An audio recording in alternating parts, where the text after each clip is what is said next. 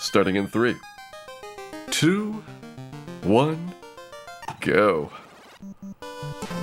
Hey, Wild Roger, welcome in. Just in time for the 4 Thieves to set back out. And I'm kind of deciding about where I would like to get a little bit of experience. It is very tempting to do a grind right now, but I think that it would be nice to have the additional ribbon from Bottomless Sea Shrine.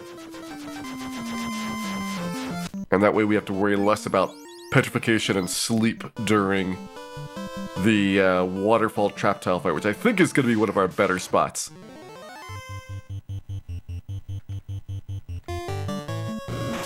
Hey Reg, welcome in. I hope you're having a wonderful, wonderful time tonight.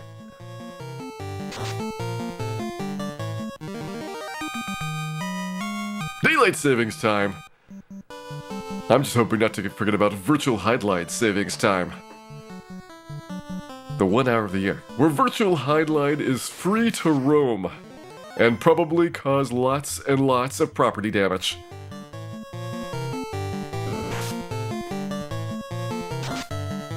Hey, May Couple.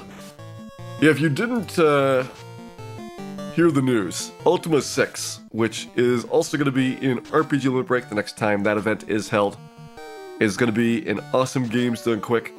So I will be doing some Ultima 6 practice as the winter months take place.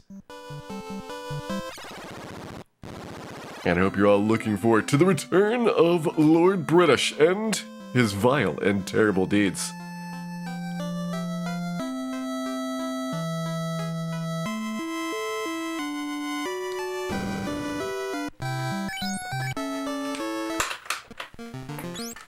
Alright, so where do we want to enter into Sea Shrine? I think one battle skipped.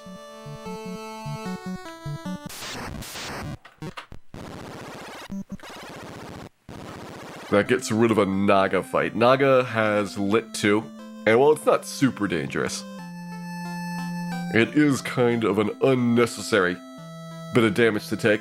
You also have ghosts coming up pretty early on the floor afterwards. So this gets me one battle closer to skipping those as well. Dan Research Society. I'm not sure if studying Dan closely is advisable. It may cause property damage and also injure small children.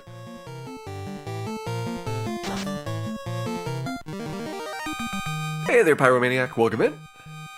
I hope you're having a wonderful, wonderful day.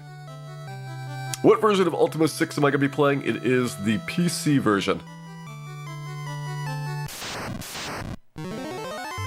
We actually can't get through there fast enough.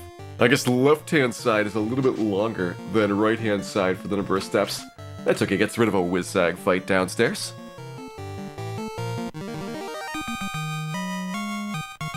But if anyone else is interested in doing some Ultima games, I recommend getting the Ultima games from GOG.com. It's a very accessible version and has pretty much everything set up so that there is very little fuss required in order to be able to get them up and running, which is sometimes difficult to do with old MS-DOS games.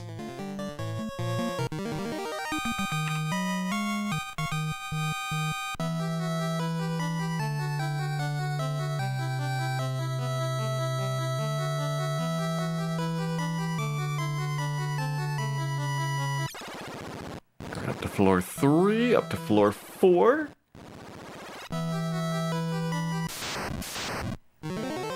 We get plenty of sea snacking. These things are worth good experience here. Sea snakes and lobsters are kind of underrated for their value.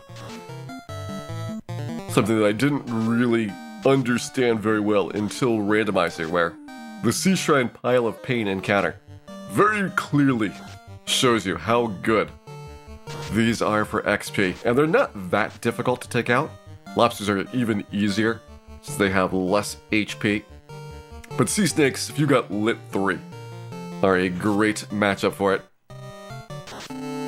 Are the NES Ultimas any good? So NES has Ultima 3, 4, and 5. 3 and 4 I think are both pretty decent. 5 is really bad. I wouldn't recommend it for the Nintendo one. And then Super Nintendo has 6 and 7. And 6 on the Super Nintendo is actually not bad. But 7 does not work particularly well. So once again, I would probably not recommend that version. I mean, compared to the PC version. PC 5, 6, and 7 are going to just be much better in terms of the quality of the game implementation overall.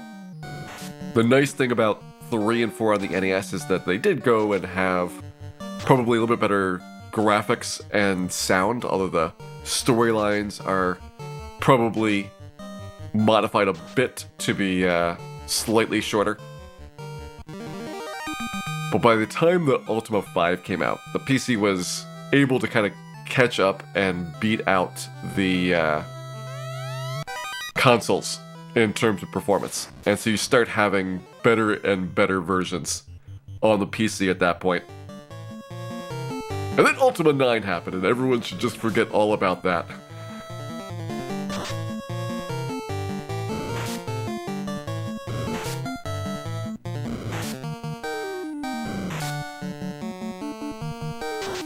Nice, Reg, doing a full version of Baldur's Gate 1 and 2. That's super fun, like going through there. Baldur's Gate 1 is a little bit rough, but Baldur's Gate 2 is excellent for how well it's held up. There is our ribbon and our cash. You could get a power glove down here, but unfortunately, power gloves do not function in this version of the game. Yeah, I think ribbon on you makes sense, and that way you've got good elemental coverage.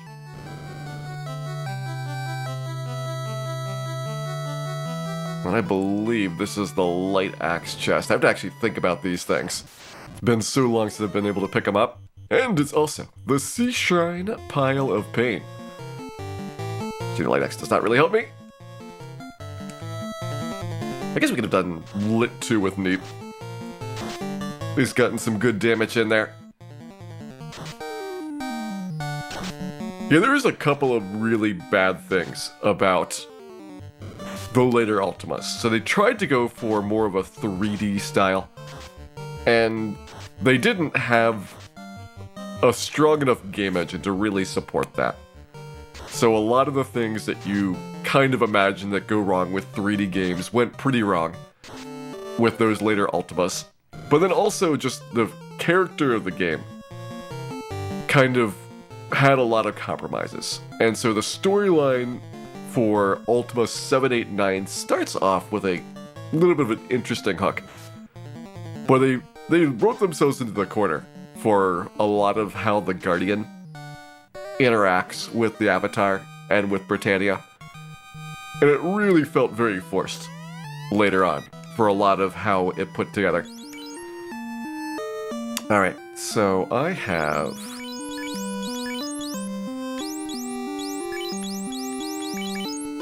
probably this priority-wise. Defense sword, then heal staff, then light axe.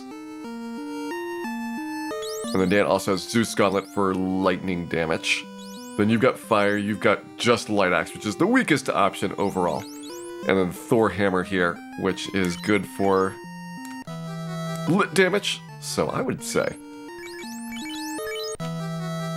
see if we can grab a little bit of these Sea Shrine Piles of Pain and try and get one level here prior to cracking.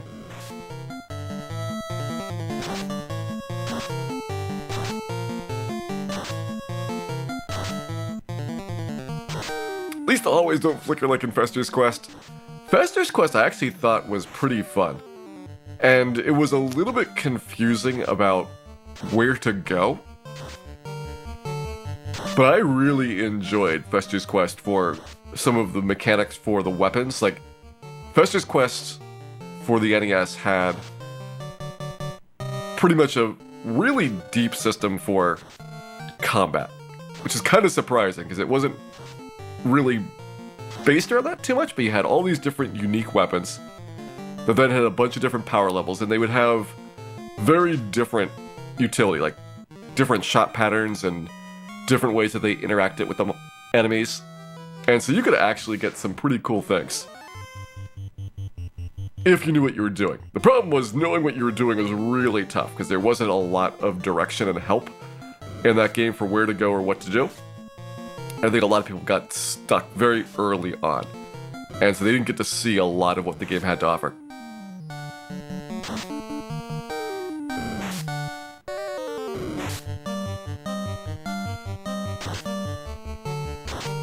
Did you destroy the world in Ultima 3? You destroy Exodus's castle, R-Racer. I think the rest of Britannia is fine, but the island where Exodus's castle on sinks into the sea. And in the later games, they actually do kind of tie together some of the events that happened in previous ones. For like the opening of the Stygian Abyss and parts of the world that get ruined or get discovered that stick around for later ones of the series. They are actually at least decent about continuity through a lot of those. No, they're not perfect. Like, there's definitely areas that kind of get, like, cornered off, or they used to be really big in a previous game and now they're just kind of tiny little things because they're not really intended to be explored or fleshed out in the later ones. But I thought they did a decent job, at least, about having a reasonable bit of continuity there.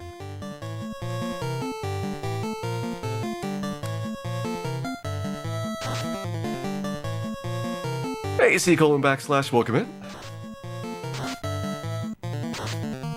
How virtual is the highlight going to be? Extremely. So virtual you're going to need 3D glasses to be able to perceive it.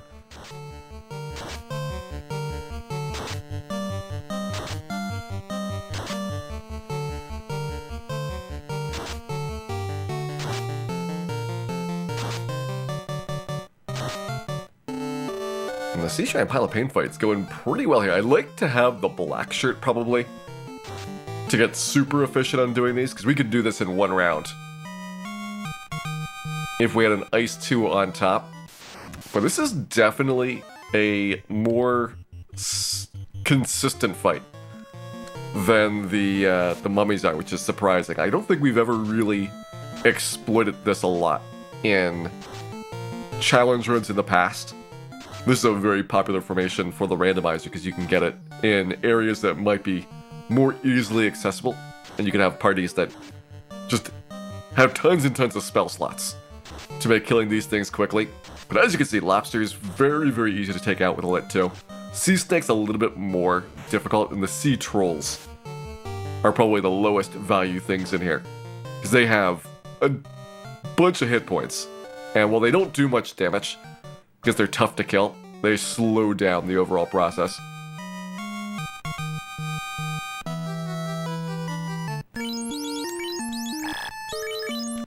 Do Thieves become much better after class change? They become less like Thieves, so that's definitely an improvement. I think the easiest way to explain it is that after class change, you basically have fighters with less hit points. And since the fighter is the second best character class in the game,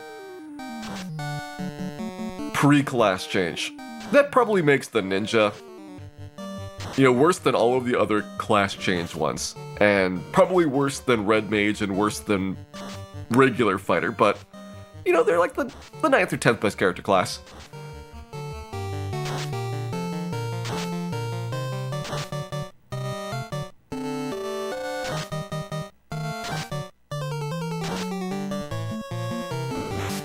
How do you play this game quickly? The big thing for playing this game quickly is figuring out what you really need resource-wise to be able to defeat things.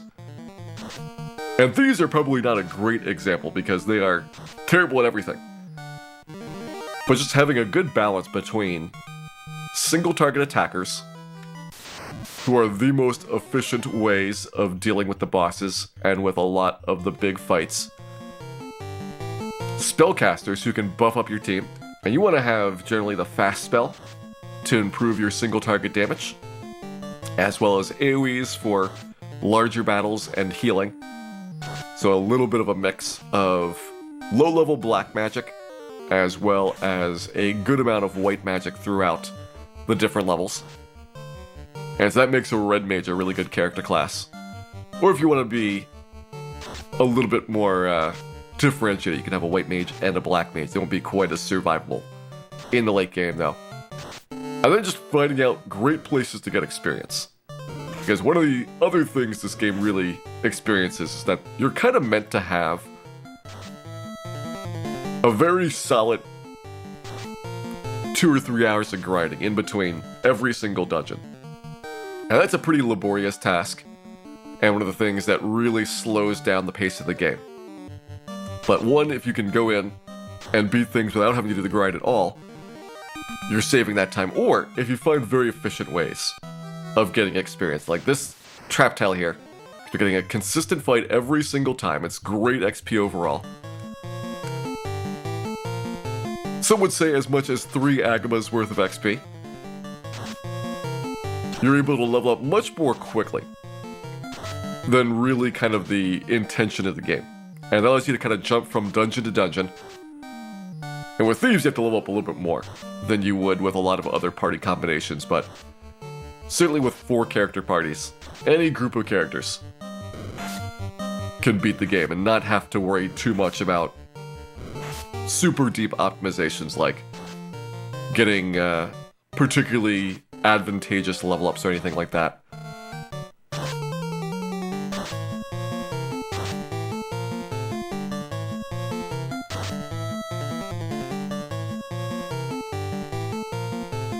Fighters that can't heal but can cast fast. Yeah, the fast is nice, not needing to rely on another character for buffing, but it does mean that you lose a turn compared to using a second party member for the buff. And also, the less hit points is a big deal. You have a slightly worse equipment selection as well. And we're comparing class-changed ninjas to the non-class-changed fighter here. But overall, like, I would probably rather have the extra hit points and the strength bonuses than the fast. But if you're at a low level, the fast may be enough to be interesting, especially with lots of critical hits.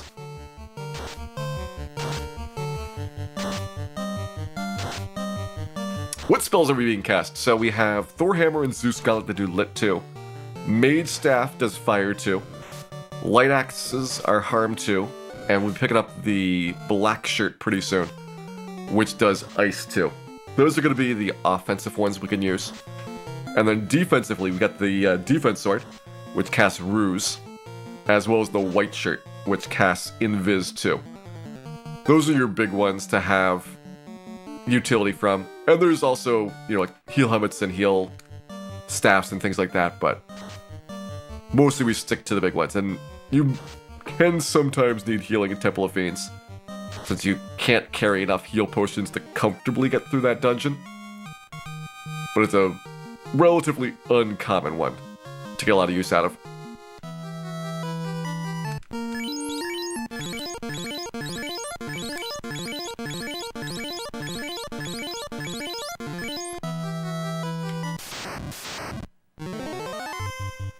Would the Agma fights be better? So if you're leveling up a single character, where doing these big group of enemies would be difficult, then something like the Agma fight, where you have one target, and if you can get enough damage to one-shot them especially, can make the fight very quickly.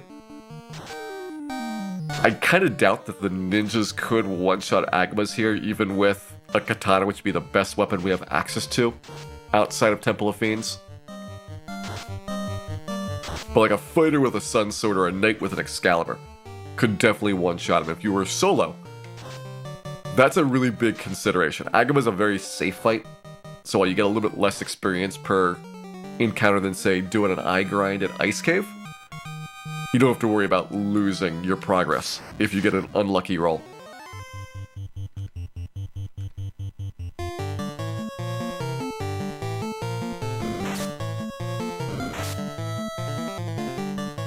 Hey Mineshaft, welcome in. And Tipo1, thank you very much for resubscribing back for 40 months.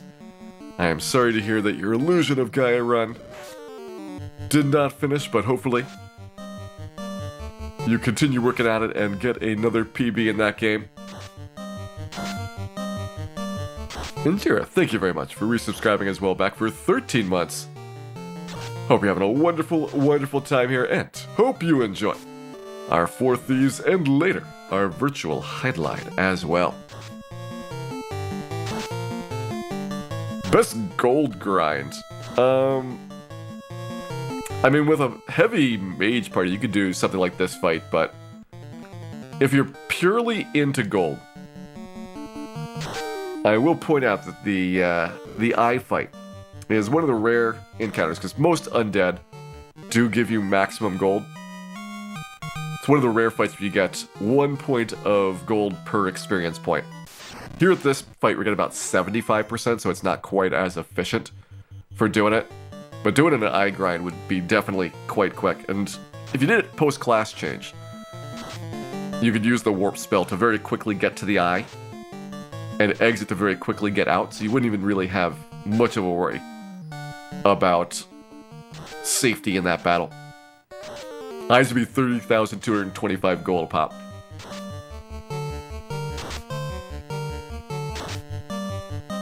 How did I find the stairway glitch? So, it was known for a long time that going up and down stairways a whole bunch would crash the game.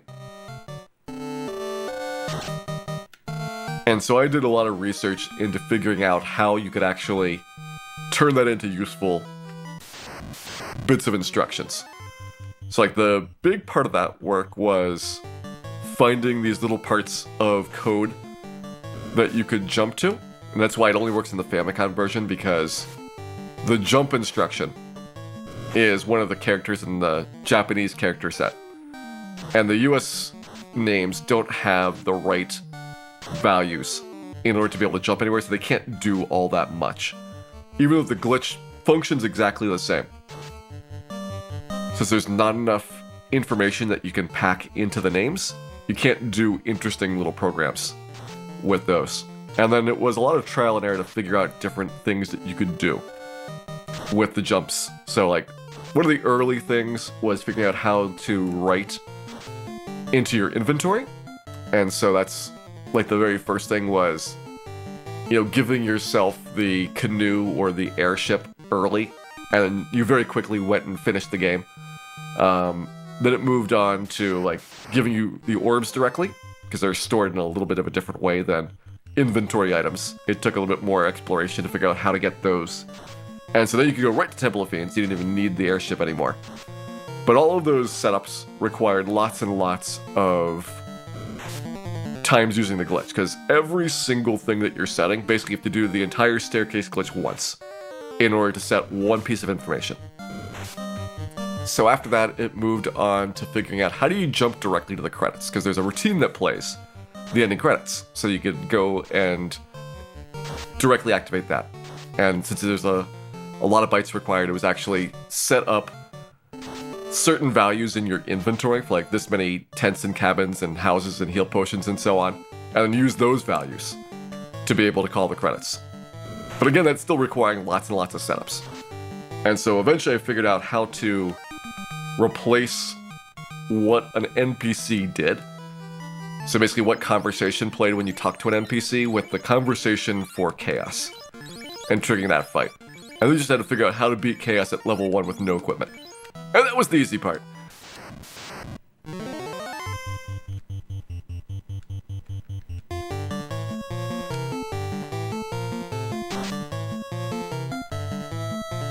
Hey Lusako, welcome back. And Shinobi, thank you very much for resubscribing back for 27 months. Hope you're having a wonderful, wonderful time here. Kelly and Wine Mixer, thank you very much for those bits. We'll definitely put those towards the Virtual Hideline Relief Fund. Virtual Hideline, you will soon understand why you need relief from it. And BDJPP, thank you very much for those bits. It is much appreciated. And we will definitely use that to give Melmond all the relief it deserves in the form of burning and cleansing fire. Thank you once again, and hope you're having a wonderful, wonderful weekend here.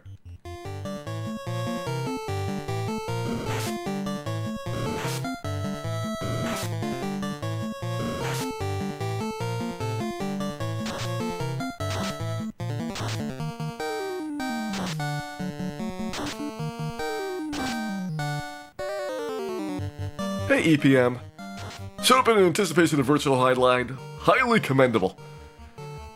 We've got our 4 Thieves to finish up our playthrough here, and then Virtual Highlight tonight, and if we don't get enough Virtual Highlight tonight, we will continue on with more Virtual Highlight tomorrow as well. But only because, for this one time of the year, it is safe for the horrible and terrible things to roam the world. Such as Virtual Highlight.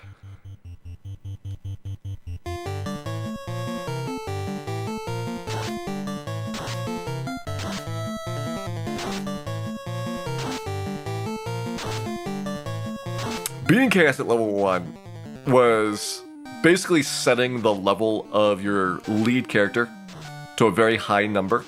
So this game has an enemy morale mechanic where the bosses have 255 morale, but most enemies have less.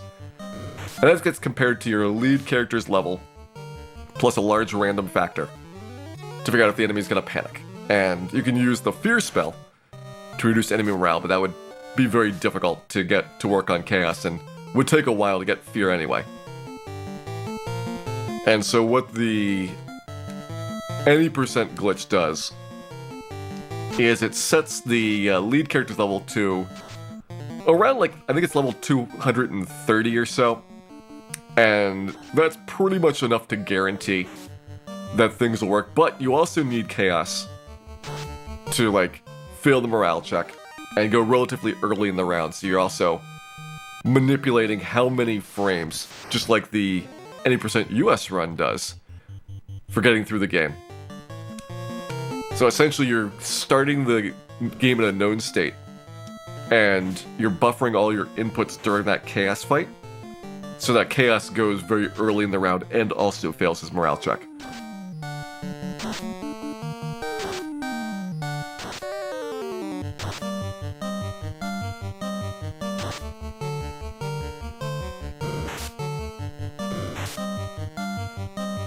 No idea that was a mechanic. Yeah, you don't normally see monsters running away because you tend to be fighting things that are at an appropriate or higher difficulty level for your characters.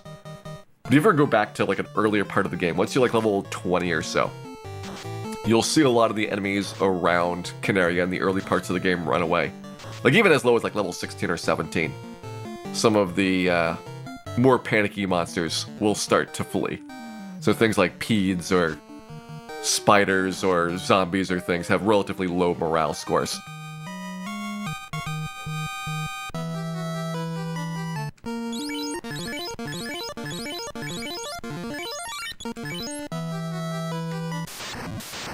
To do that with a Taser mainly, it started off all by hand, and then once I figured out what the fastest way to beat the game was, then we made a Taz of it. So that was basically put together by Insult 2 and the Axeman for the Taz video submissions for it.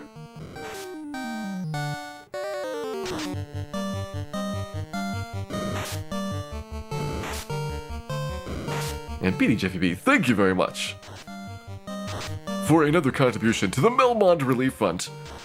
Melmond, if it is not a smoking crater, it is still in need of even more relief. Thank you again, BDJPP.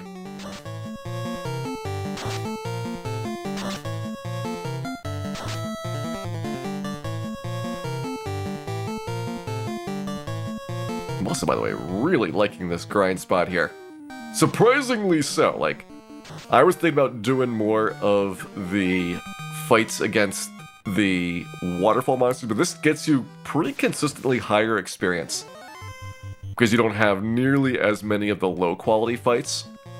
Takes pretty much the same amount of time, and we're not actually getting that much damage. which is one of the things that I really worried about. Lobsters have a pretty nasty attack. Like, they do significantly more damage than sea snakes or the trolls will.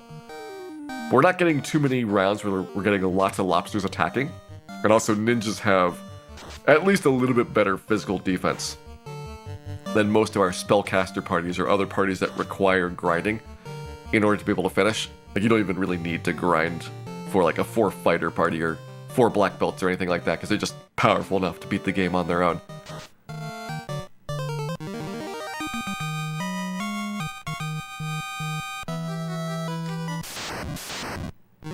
But this is good. And again, I think this will get even better once you have the black shirt to throw an ice 2 on top, because then you should finish this in 1 round every single time.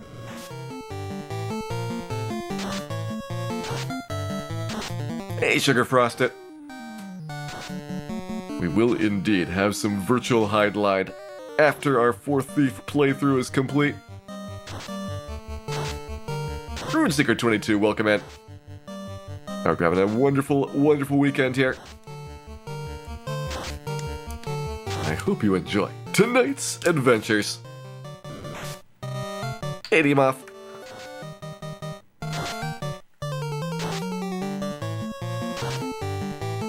I will say, 4 Ninjas does make this a whole lot easier than 4 Thieves, because of that increase in defense, and also the ability to actually do damage with your weapons.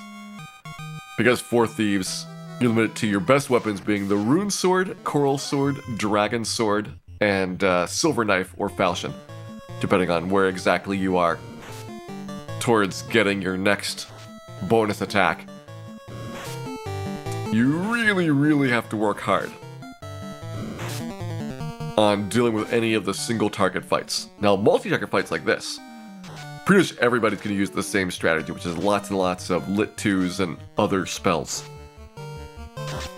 that'll damage the entire enemy squad. But single target, you've got a huge difference, which makes like all the Fiend refights, so pretty much everything in Temple of Fiends, along with the original boss battles, much more challenging. We're ready for Temple of Fiends right now. Yeah, we're going to slowly get the experience that we need for Temple of Fiends throughout this. So I do still need to clear out Sky Castle, which is why we don't have the black shirt or the white shirt yet.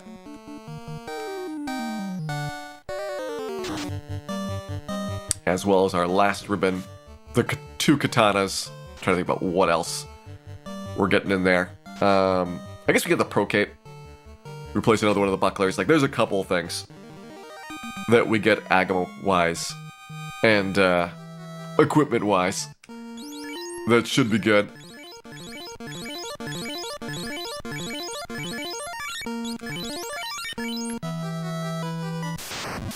Like, I think here about 300 or so Agama's worth of experience, combined with some better gear, will go a very long way to putting these ninjas into a better position for the end of the game. And I would definitely say that if you want to get the absolute fastest time doing a challenge like this, probably dropping down to 2 Thieves would be ideal. I think 2 with the class change, because that can pretty much be your best use of weapons and buffs for Temple of Fiends. It's very tough to keep more than 3 characters alive, so you don't have that 4th ribbon. And I'm not totally confident the 3rd character is super critical in terms of value.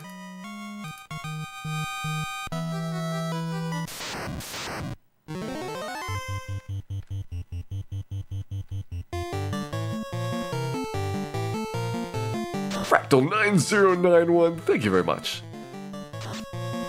for resubscribing. Glad you're back for 4 months and hope you're having a wonderful, wonderful time here. And thanks again for the continued support.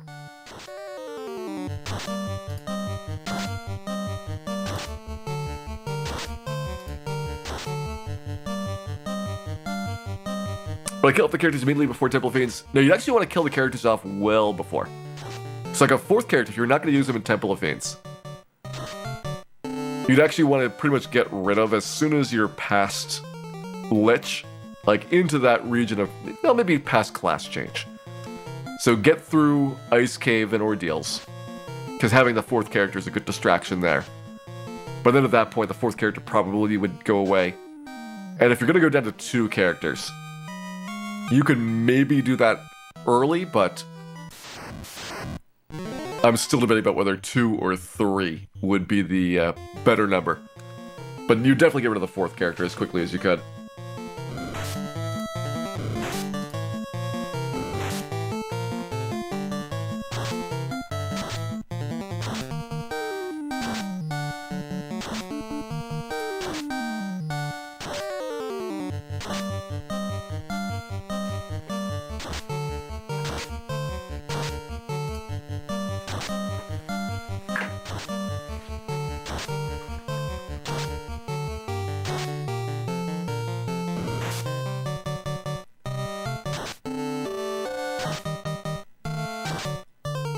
And I really wanted to get 1 level here pre-Kraken, but because we're not using a lot of heal potions, this is actually something that is a lot more sustainable than I expected for being able to do this battle. I'll probably come back once I have the rest of the gear from Sky Castle. Who's in the short list to be cut? For this particular playthrough, I'm going to keep all 4 characters alive.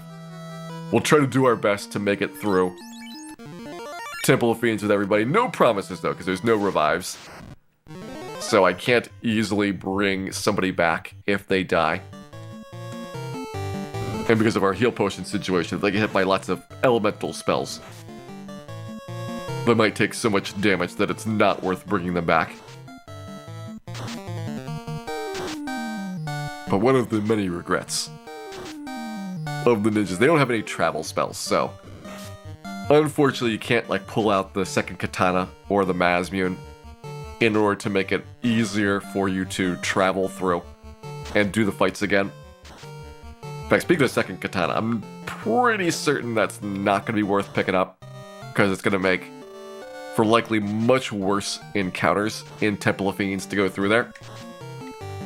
So we might just stick with Mazmune, 1 katana, Sun Sword, and Defense Sword for the end of the game. There we go, level 27.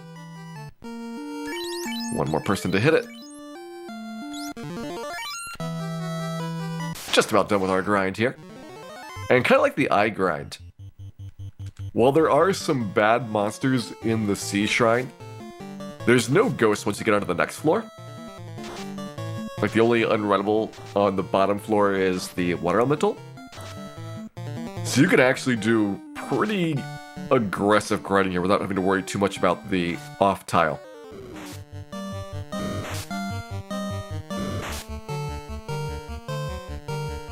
Hey, Amnilesk. Thank you very much for the good wishes there. I'm going to be looking forward to doing some more Ultima 6. I did a whole bunch of that in preparation for RPG Limit Break, which got canceled this year. And we will be doing likely Ultima 6 as well as Final Fantasy Randomizer in RPG Limit Break next year. The plan is basically all the games that got accepted for this year just get shifted over into next year's schedule. But it looks like Ultima 6 is going to be coming back a little bit early. There we go, Julie's 27. There's nothing particularly special about 27, but nice round bit of experience there, having just gotten our level up. That is now time to move on to our Kraken battle.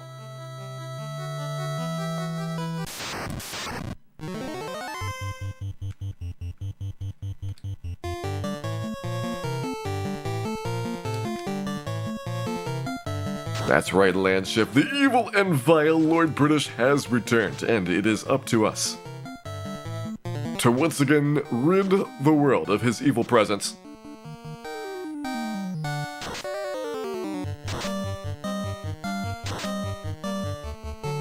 Appreciate the fast UEs. Yeah, the fast animations in the randomizer really speed up a lot of things, much more so than you'd expect. Like, you're probably able to grab, twice as many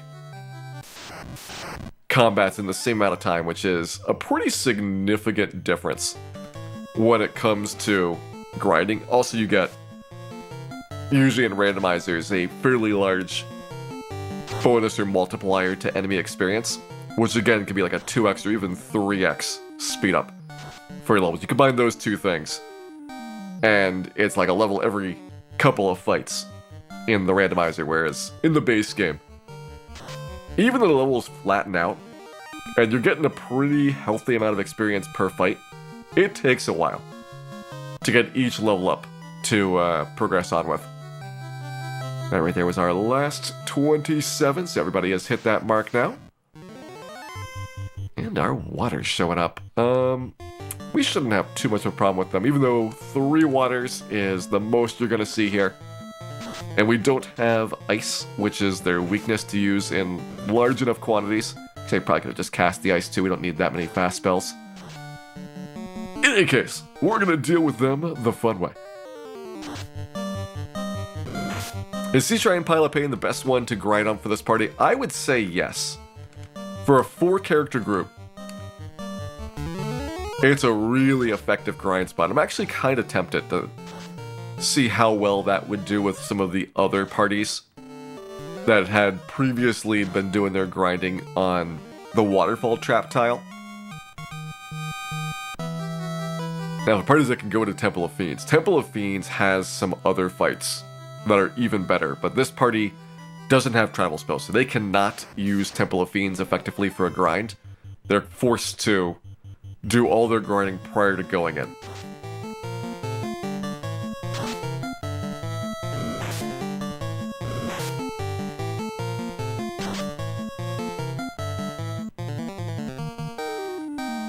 What do you mean the ninja way isn't very ninja? I am pretty certain the ninja code definitely says that you should run at people and murder them with swords as much as possible.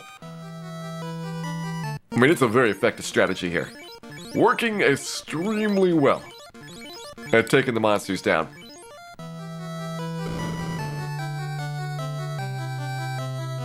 Hey, Hot Toddies, welcome in.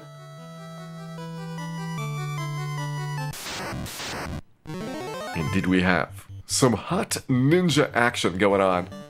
This is going to be a party that can pretty reasonably take the game on well before level 50, so you don't have to go to completely crazy levels of grinding, but I would recommend at least being in like the mid to high 30s for a reasonable time in Temple of Fiends. The ninjas take a lot longer to get their hit points to a good level than something like a fighter or a black belt would. And damage-wise, it's pretty similar, because they don't have guaranteed strength points. They're relying on a lot of luck, or just more levels, to be able to get their attack power up high enough to really pierce through enemy defense. Even with the Mazmune, you're going to have not a lot of damage on Tiamat 2 or Chaos, unless you happen to have gotten a lot of strength points.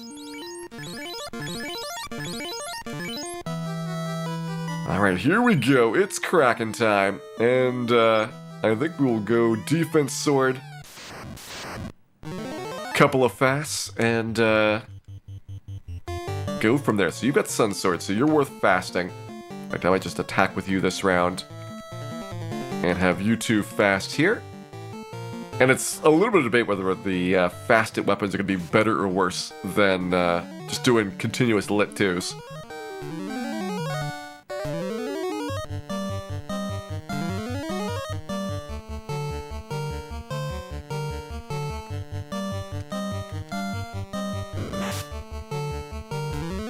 Even with the defense sword. Dan getting hit a lot there. Alright, yeah, lit 244 damage. That's on the high side. 168 is going to be the highest you can roll. Whereas your weapons are typically going to be doing in like the 60 to 100 damage range. So I think it's going to be pretty competitive between weapons versus lit 2 on this battle here.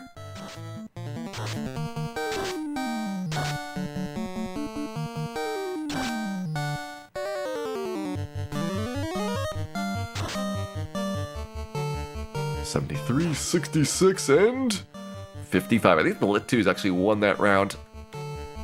Let's go for the final one. Kraken has got 800 hit points, which is not too bad to get through. They didn't give the bosses really crazy amounts of HP other than Chaos with 2,000. Like, that's a very, very large jump over anything else in the game. There we go. Kraken!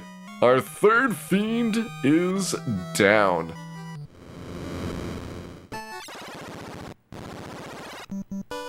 How do crits work in this game? So the way critical hits work is that you're going to have your base attack, whatever that amount is.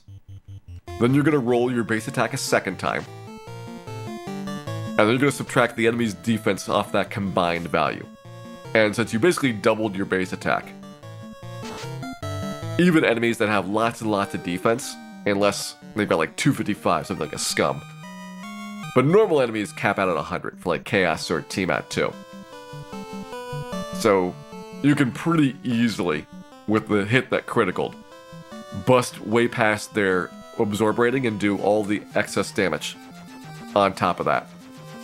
Yeah, it doesn't ignore absorb, but since you're doubling your damage, and that usually is plenty, like other than, you know, a white mage or a black mage, because they're not going to do enough. But anybody that normally would have a melee attack probably can get enough damage with the doubling to do a good amount.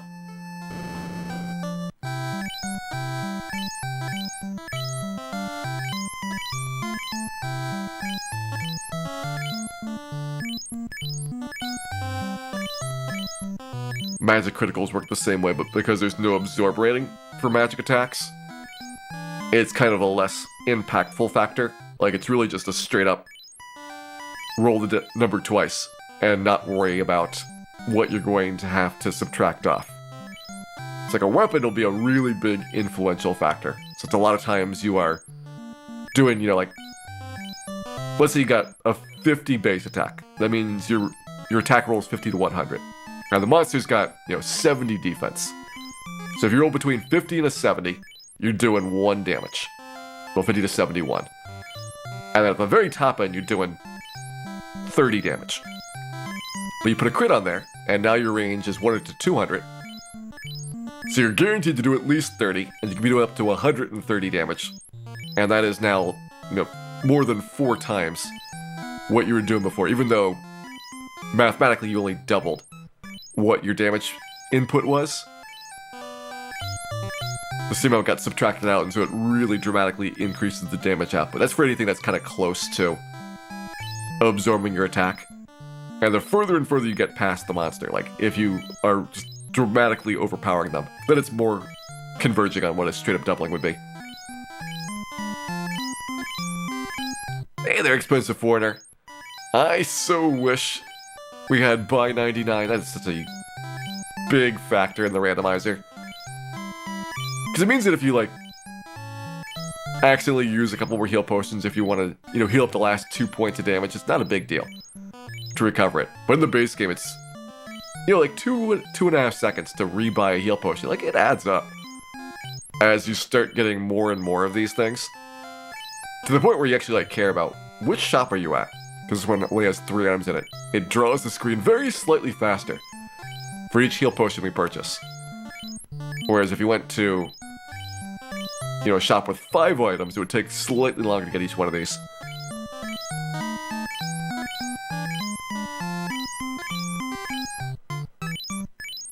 Critical hit weapons, great for ninjas. Yeah, that was kind of the idea for them. They were supposed to have weapons that were the best critical hitting in the game. But critical hit rates are broken.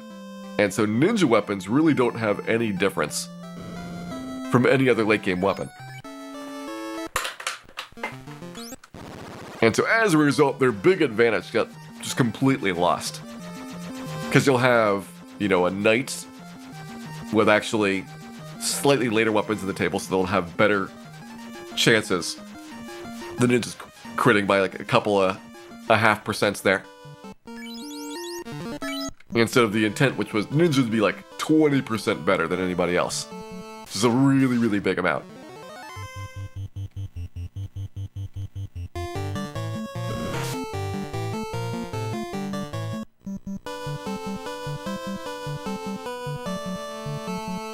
even with Halloween candy given, I'm surprised that there is a lot of candy requesting in most neighborhoods. I would kind of think that Halloween would be basically canceled this year.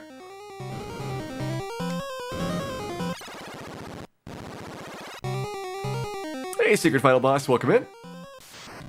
Did they fix the crit rates in the remakes? Yes, the remakes have critical hit rates as intended. Like, pretty much every bug in the game is not in the remakes because they didn't reuse any of the game's code for the remakes. When they did the Wonder Swan version, that was basically from scratch from the original design. And so none of the things that were wrong in the game were in the design documents.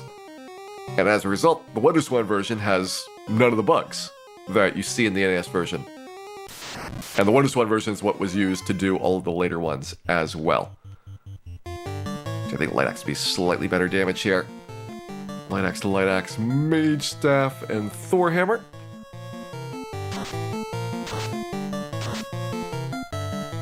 PSP version, yeah, all the remakes are off of the Wonder Swan version, which is why Final Fantasy 3 didn't have any other handheld games for a long time. It's because the Wonder Swan got Final Fantasy 1, 2, and 4. And I think that they were going to do 3, but because the Wonder Swan had a relatively short life, they never got around to making it. And so when they were doing the later remakes, it was easy to stick 1 and 2 on, because they had it. 4 they pretty much had, and then 5 and 6 were done from scratch for the PlayStation version, but they had much better access to those because they were done much later. So it wasn't the same problem that you had with the earlier games of the series where the code was very, very hard to port over. PSP version has a new bug with the menuing system, but that is very different than the types of bugs that you have in most of Final Fantasy 1 for the NES. Like, it's purely just like a input style processing bug as opposed to a logic bug.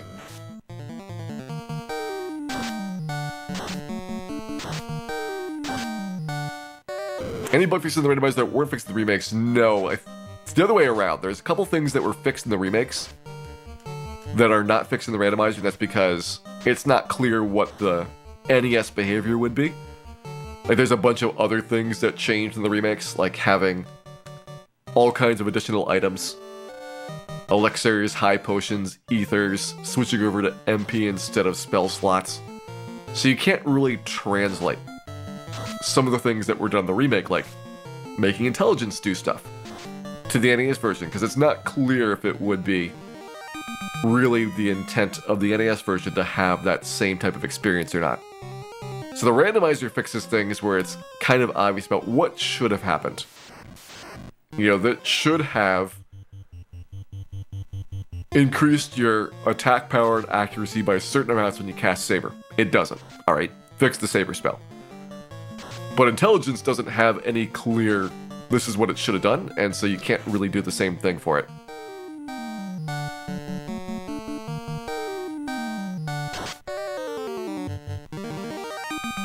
So the menu bug, like the Wild Arms menu bug. There's a lot of games that have buggy menus in pretty similar ways to what the PSP version did, which is basically that at the end of the day, the game needs to do some validation in the menu as you're moving stuff around, like, what items is this person allowed to equip? And it's supposed to lock the screen after it makes the check, so you can't change around what you're pointing to. And PSP version's got a glitch where if you do 2 inputs at the same time, which is changing screens as well as confirming, it'll do the check, but it'll also change the screen because it hasn't quite got the lock finished at the time. And there's lots of games that have that problem. It's a very, very common thing to have an issue where, you know, if you're able to move around when the game thinks that things are all locked up, and in a consistent state, then you can break stuff really hard.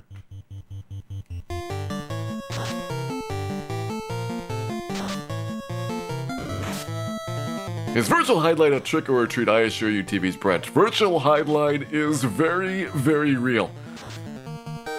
And should only be highlighted by certified professionals.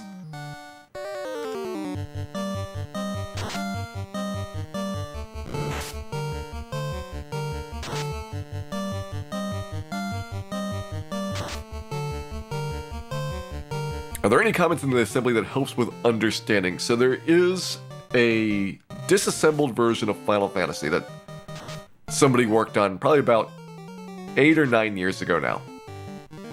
And that's still like the best reference around, so if you search for Final Fantasy disassembly, you'll probably find it. It doesn't cover everything. In fact, there's a lot of stuff it's not going to help with, but in terms of trying to figure out what the code does, that's one of your better references to have access to.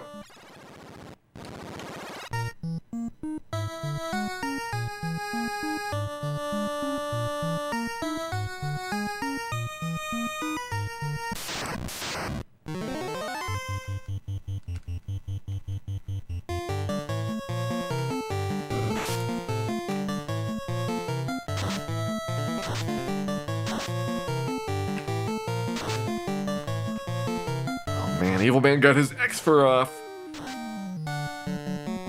There's a 1 in 4 chance that that guy casts a spell. His second spell, Nuke, is kind of bad. So you definitely want to make sure the Evil Man dies in the earliest round possible. But if he doesn't use the Nuke spell, he's pretty darn easy and worth an entire ag worth of experience. So I would highly recommend taking those battles.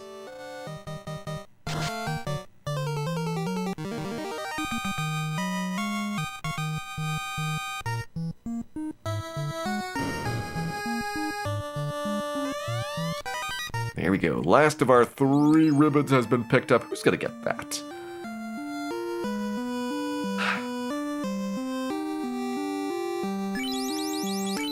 I mean, Servo's already got the heel helmet on, so let's leave it as is for right now. Put the ribbon on Julie. Look at other things I want to ditch here. So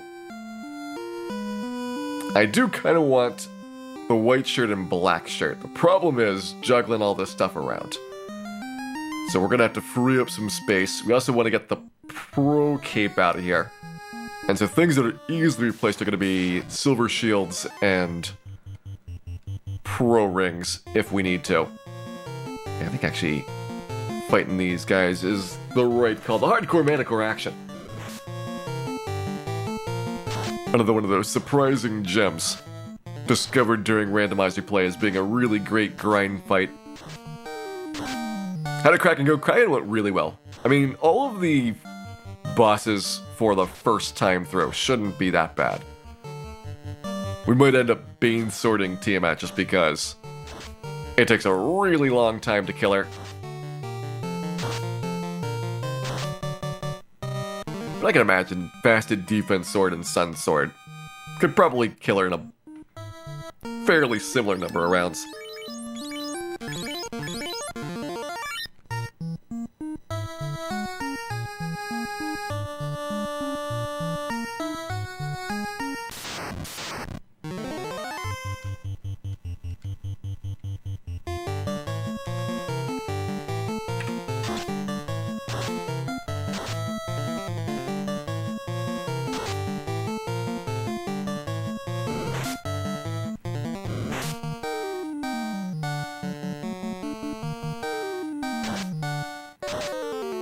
Now, so who gets the Masmune? We're going to do the Masmune check towards the end. It's going to be whoever has the best strength overall.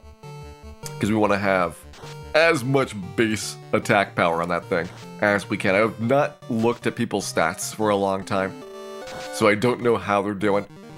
Many of the ninja level ups are not going to have a native strength point, so they're going to have 50-50 chances of getting the strength point to drop. So we get rid of your shield, your pro ring, because those are both replaceable things. And grab the black shirt and the white shirt. Black shirt now gives me an additional option for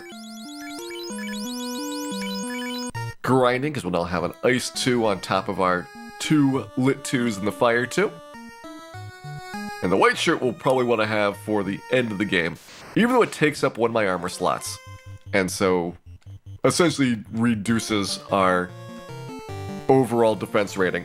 The really nice thing about it is that it gives all party coverage. So somebody that is in the back and not really contributing to a fight can help buff the rest of the team and try and keep them safe.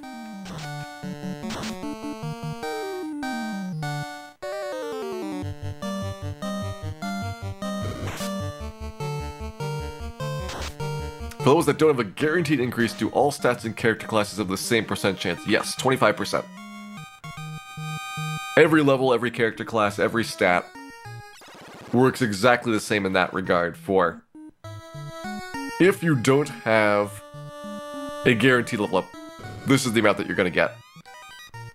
Come on, where's that katana? There it is. Katana acquired.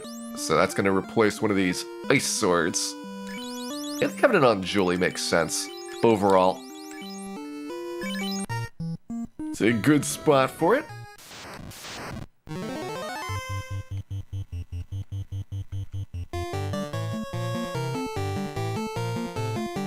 But mage is good. Hey there, straight out on Belmont. Welcome in. Hope you're having a wonderful weekend here. We are picking up some of our essential items. Gonna have to improv not getting warmeked, which is gonna be a fun time doing this. Because I am in no way coming close to what a normal playthrough would do for any of this walking around. Got no warps, we're picking up different items, we don't need the adamant, but we do need a whole bunch of other things that we wouldn't normally get. Put that all together and you've got absolute panic time going across the Wormek section.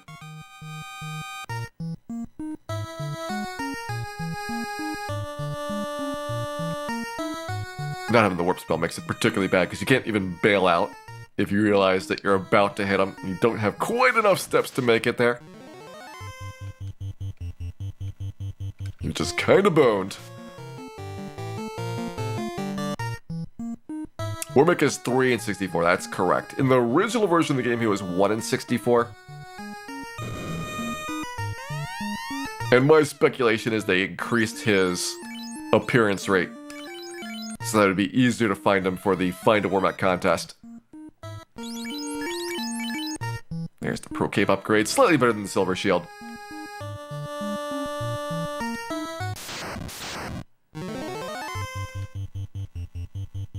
You know, Mancat Medusa is probably not that big of a deal now.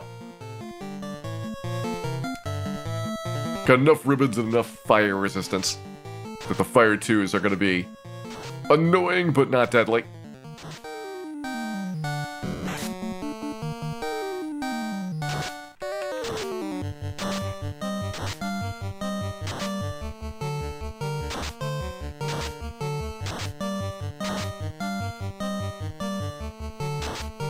Managed to get fire resistance going through ordeals the first time.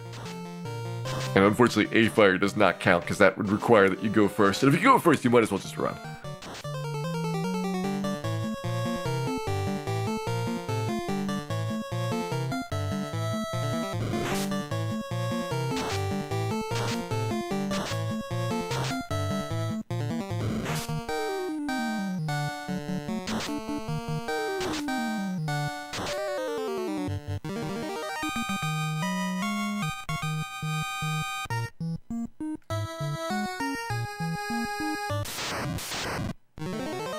Probably the biggest difference versus Randomizer here is that Randomizer would be able to pick up the Rock Golem fights for lots of XP.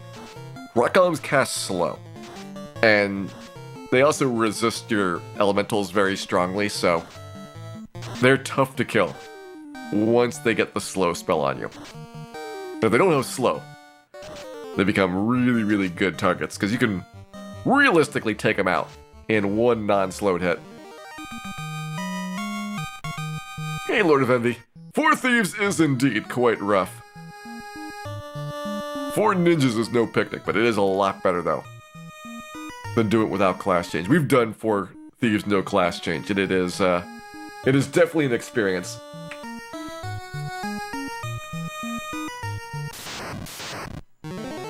Alright, so I'm gonna grab the guard sentry fight here.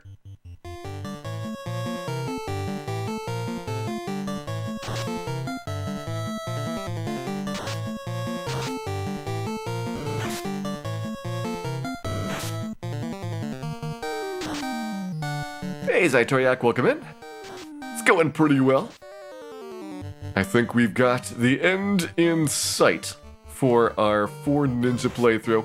We still have a lot left to do in terms of leveling, but we're getting close to the end of our 4 fiends here.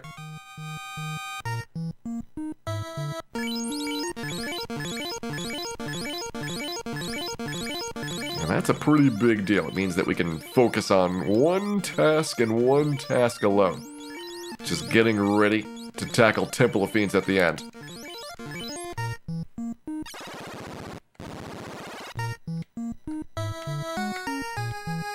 Going up for guard sentry. There's no way we could get past Warmack on this setup here. So I can delay a little bit.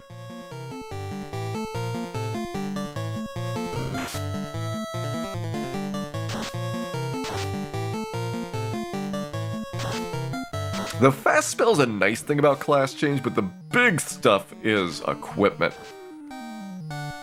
Having way better armor and way better weapons is such a big deal with the ninjas compared to the thieves.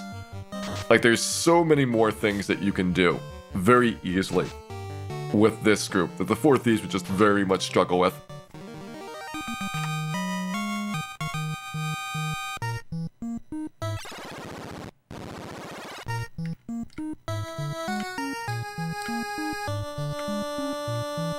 So did I want to take that one?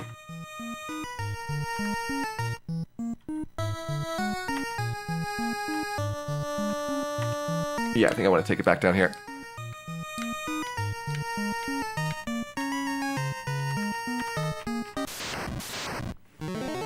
Looks like we got a ways to go for our next nice gap in the war mech list. So I'm trying to plan out where exactly we can get some useful experience in the meantime.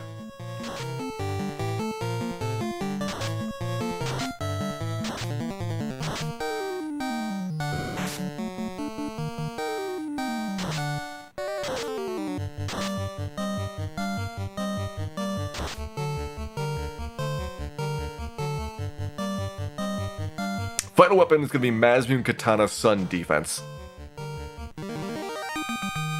Second Katana is a really, really far ways out of the way on Carrie's floor. And so you'd have to get a much worse Temple of Fiends as a result. The Katana is in that room all the way on the left-hand side, going around the spiral and into the little blue section, which is like 150 steps out of the way. And so that would be like completely busting all of the walks through Temple of Fiends that people have. Like, just the fact that we don't have warp on the Mazmoon floor alone is going to be a pretty big headache to deal with.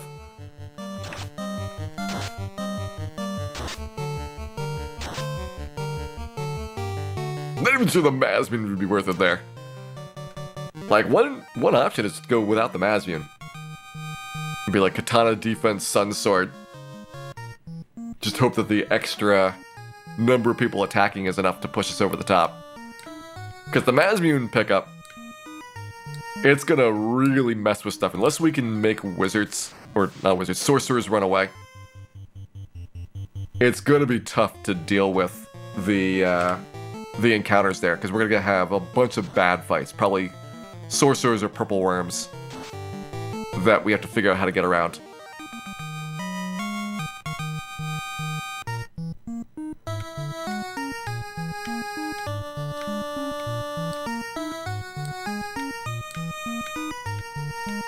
Defensive sword in the front. It's kind of a really good weapon, so unfortunately, losing it is not a great strategy. I wish that we had a little bit better in the way of weapons that we could access. Not having the Excalibur is a big thing. You don't have a knight, then there's a pretty big gap between management and anything else.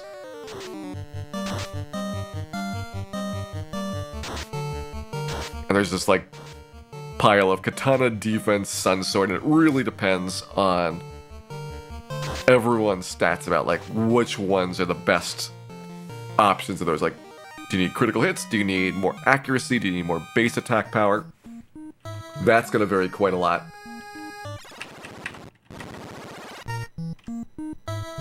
Alright, so I think we want to go over now.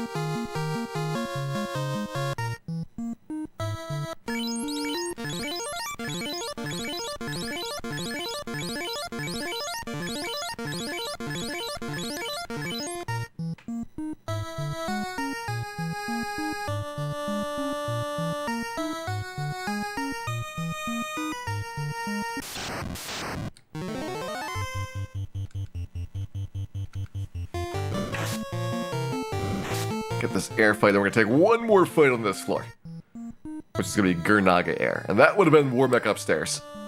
So you definitely don't want to go upstairs right now. Yep, Gurnaga Air. The Gurnaga was shy, didn't show up.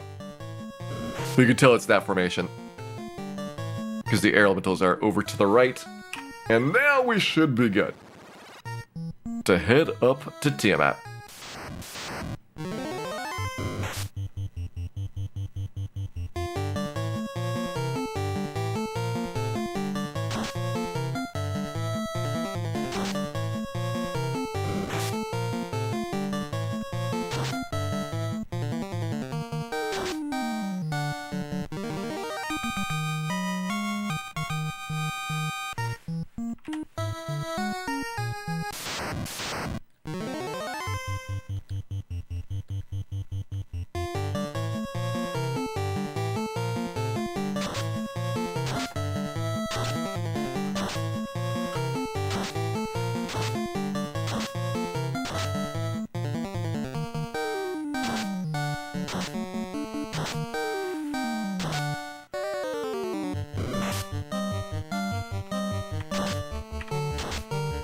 Yeah, it's actually not too tough to dodge Warmech.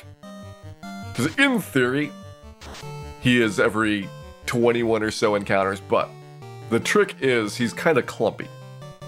So you'll have some parts of the encounter cycle where he's like every 3 or 5 encounters away. But then other parts where you have a really big gap in between them. And unfortunately, most of those good parts are after you get through the first 128 battles. But there's still enough decent segments where you have, you know, easily 8 to 10 plus fights in a row that are safe. And that's important here because this area, you're going to get a lot of encounters. The highest encounter rate in the game.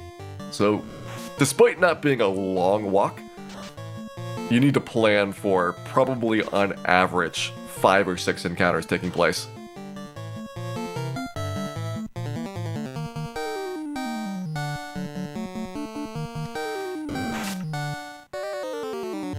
Hey there, Greffrey, welcome in.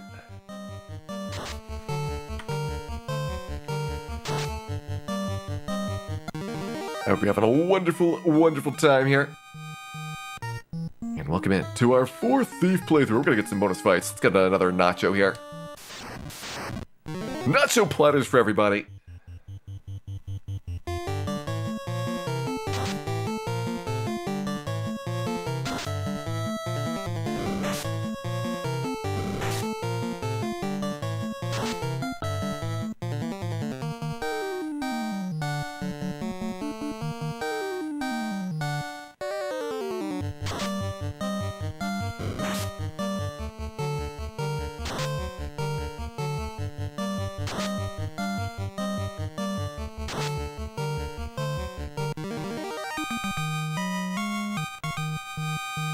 Here's our nachos done, and on to the Tiamat fight, where I'm going to rearrange this. Let's put Banesword down here.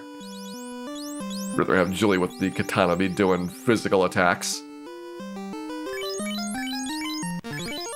Get everybody all nicely healed up.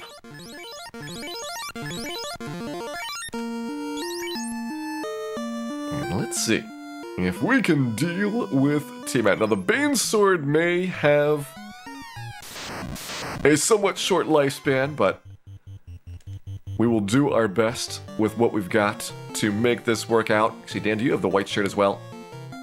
No, you just have defense. Alright. Need to figure out where the white shirt has gone. And I put that on Julie as well. Alright, so Neve's going to be my dedicated fast user. Dan and Julie need to buff up here a little bit to avoid physicals. And Serva, with the Banesword, is ineffective.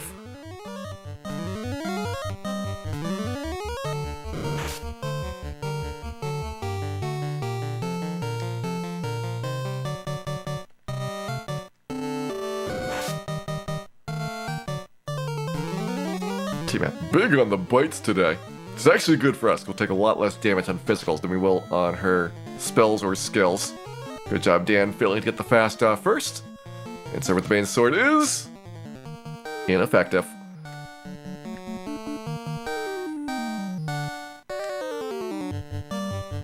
How about Serva with the Banesword? It's ineffective. See, Dan's got enough evasion that he's able to dodge all the nibbles. We're not going to go for perfect evasion here versus Tiamat, but good enough. So that Julie's able to start attacking with the katana here a bit. Meanwhile, back to Serva with the Banesword, who is ineffective.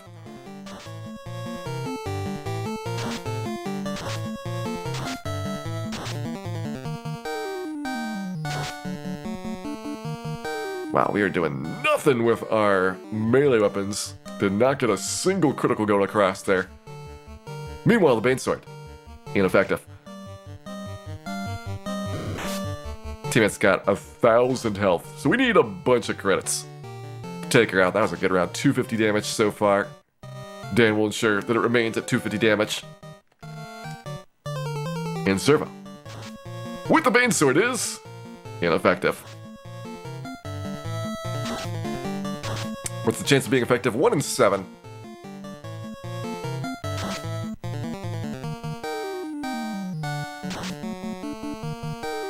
Serva may not have many more tries. Come on, get that Banesword working here.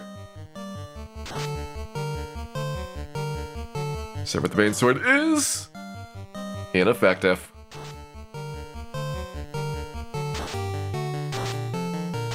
That looks like the end of our Banesword. Oh, nice. Ice was not enough to take Serva out there. We might have one more chance. The rest of the team, meanwhile, getting pretty close to the 1,000 damage mark.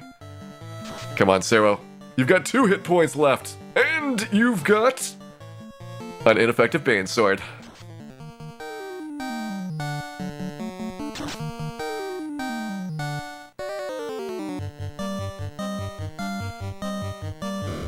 Come on, Servo. Give us the Banesword dream.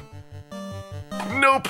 Tiamat, dying from acute katana trauma.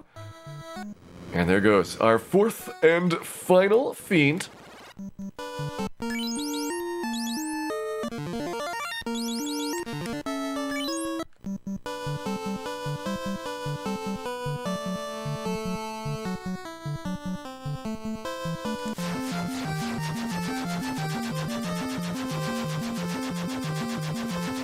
And at this point, we just need to plan out what is our strategy for Temple of Fiends at the end. So I'll be able to pick up another Pro Cape, but I'm not sure if I want to. And the reason I'm thinking that is because we're going to be super tight for steps in Temple of Fiends. And we can get a slightly faster trip down to the Masmune if we go Pro Capeless.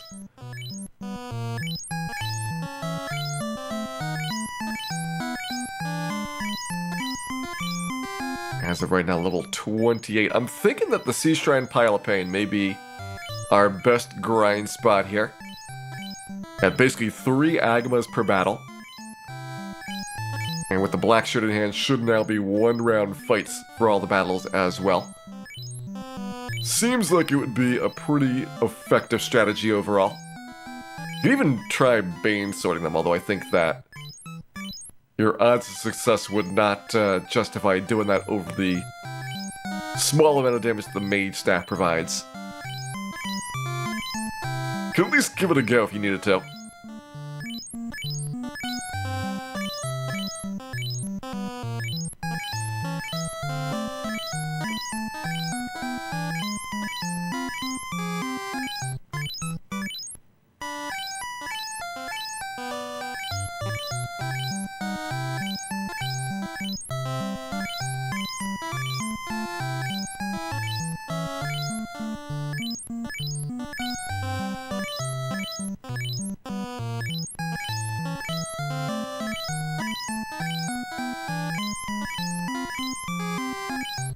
Oh, the heal potion shopping, and potentially more.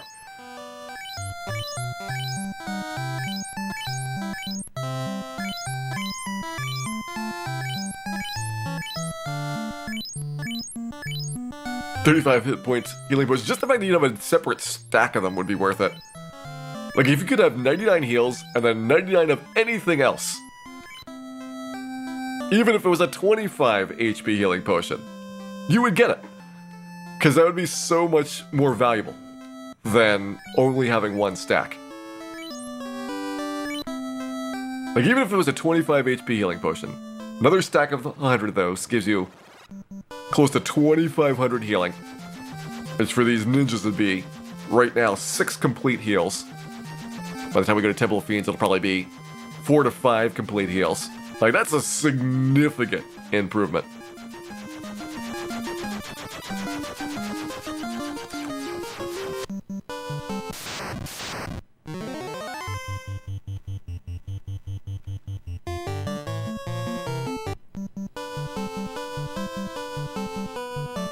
But the good news, we are extremely cowardly.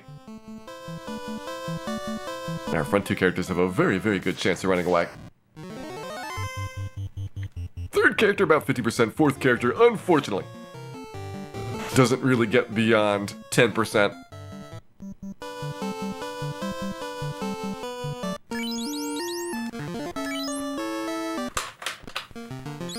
And yes, I did not heal or not save after the house, but that is intentional. Because I don't actually need my spell charges recovered. Just using it as a regular save game item there. Will I stall in Temple of Fiends with the white shirt, heal staff, and heal of it? I might have to, depending on how Lich goes. There's a couple of fights on Carrie's floor that we could use to get HP recovered there. And so that would potentially be easier than sucking up all of my heal potions just from the one Lich battle.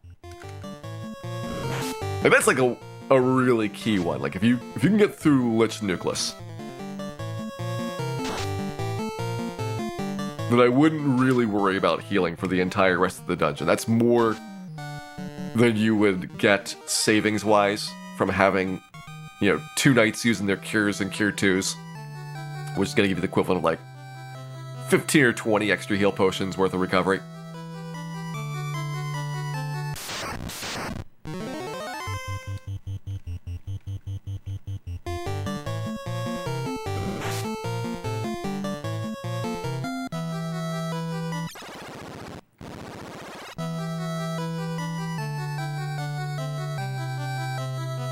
What is the goal here in Sea Shrine? As many levels as we can take. Go down to the Sea Shrine Pile of Pain, see if we can push this team into like the level 32 or 33 range. That may be enough to be good. Like, I'm trying to think about what our breakpoints are going to be for the weapons that we have in terms of like what levels do you get additional attacks per round and things like that.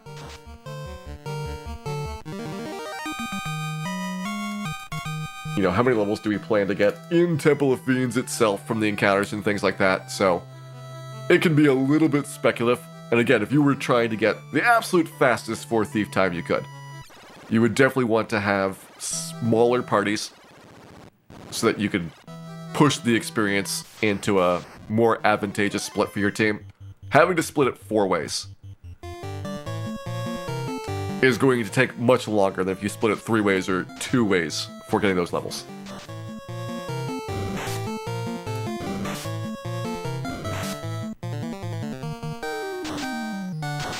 I'm looking up some of the breakpoints here. So Ninja 29 for defense sword for 4 attacks per round. Katana's also 29 for 4 attacks per round. Mazmun's 22 for 4 attacks, 38 for 5 attacks. And Sunsword I think is going to be more than 29. Yeah, 32 for 4 attacks. So level 32. Other than on the Mazmun, gets us a pretty good chunk of the way. Like, going past that point to try and get 5 attacks per round with those weapons, that really is pushing us to, like, level 40 range. That's a lot. I'm pretty certain this team doesn't need to go up to the 40s to be able to win.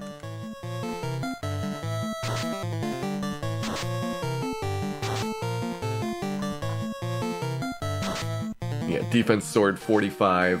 Same thing for Katana. Sun Sword would be 48 for 5 attacks. And Katana for... or not Katana. Mazmun for 6 attacks. Not possible. 38's your best one. So maybe 38 is the absolute ideal target for them. If you really want to have that 5th and final attack of the Mazmun, which then turns into 10 attacks for Team at 2 and Chaos, so definitely got to consider it.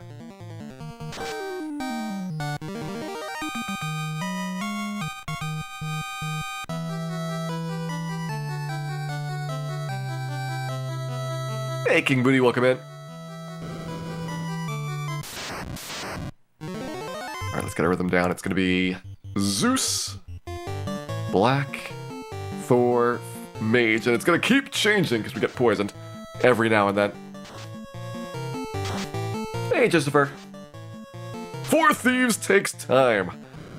It is the hardest character class combination overall. Although with class change, at least you're not really struggling at the end. 4 Thieves without class change, you pretty much definitely want to get up to level 50. And even then, it is very tough to win.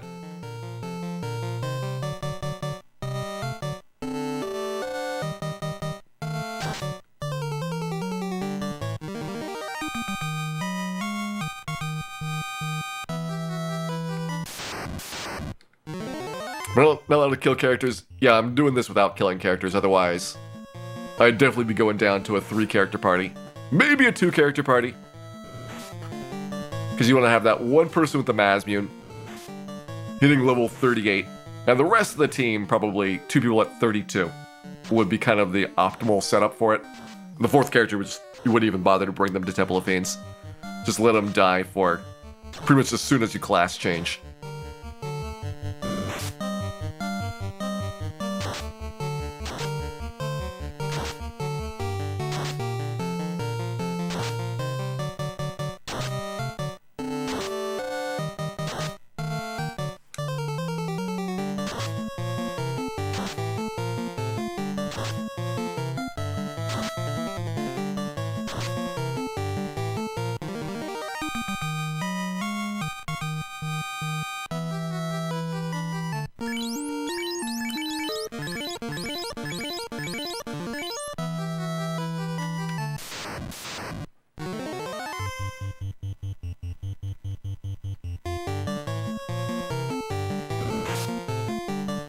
I am really liking the Sea Shrine Pile of Pain here.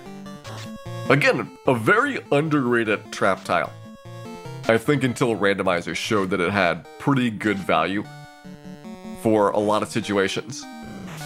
And the last time I did this, almost certainly would have been doing either Mirage Tower, like those guards, vampires, chimeras, and other monsters that are in like the 2 Agama range per battle, but take a lot of walking. Or Waterfall, which is 1.5 Agamas per fight, but you get it back to back to back, so you don't have to do a lot in between. This is 2.5 to 3 without a lot of walking. Like, it's pretty much ideal for these larger groups. And with that black shit, we're just barely able to take him out almost consistently every round.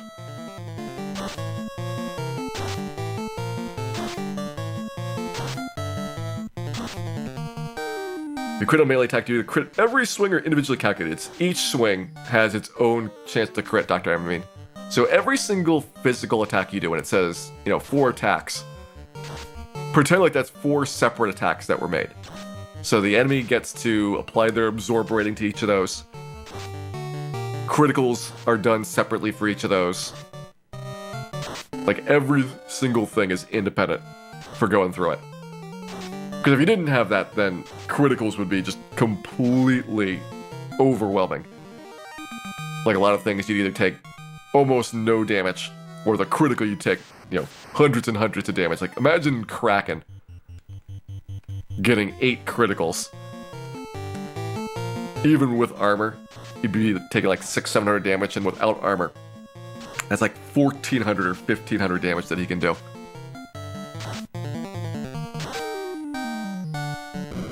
Yeah, enemy attacks, every single one gets its chance to inflict a touch attack.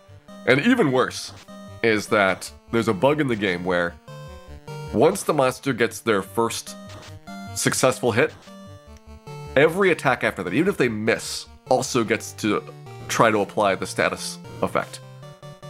So things that are, maybe trying to attack you 8 times but landing 3 of those, they might actually get all 8 of them for a chance to apply the effect, which makes things like the sorcerers way worse. The Gurmedusas, who have a lot of attacks around the crawls, those get much, much deadlier because of that bug.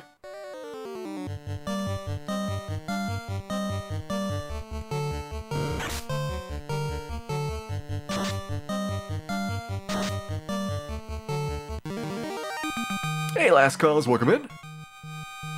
Yeah, Death Touch Gurmedusa and Randomizer has been something that we've seen a couple times. Gurmedusas with any kind of touch are pretty bad, whether it is paralysis or death. But the big things are when, you can't resist them. Just how devastating those are. I think Death Touch Crawls really shows it off because you often don't have elemental resistances by the time that you're at Marsh Cave, which is where the crawls are going to be located. So you have to get through there, and any crawl attack, when you've got 8 tries at applying it, even if it's, 50-50 or worse, it's going to probably land.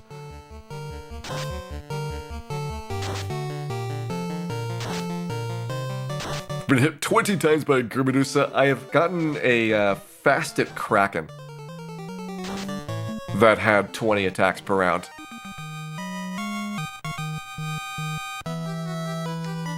It was delightful, let me tell you.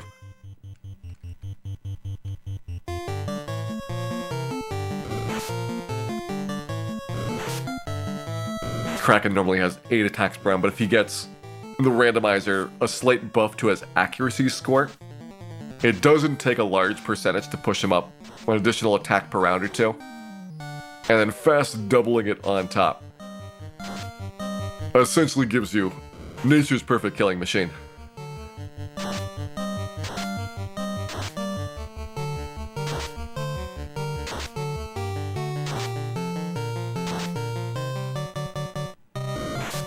Kraken's the only monster that in the base game realistically could get over 999 damage, which does actually display correctly, despite the fact that your max HP is 999.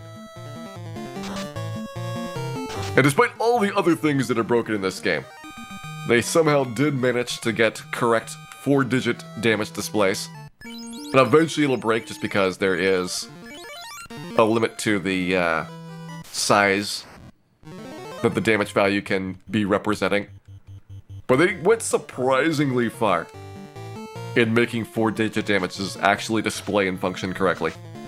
But I guess, I don't know if they had to, because Cure 4 doesn't actually work by healing you a large amount, which is what you might guess, because they did that in some of the later games in the series. Cure 4 just has a special routine that sets your health to max.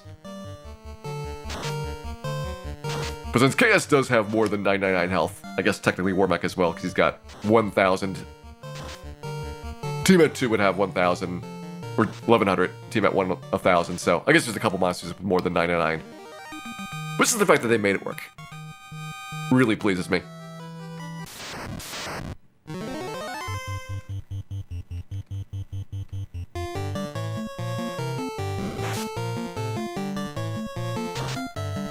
Hey, Dolphin. Have our Thieves still an unearned victory yet? We have earned every single one of our victories here so far.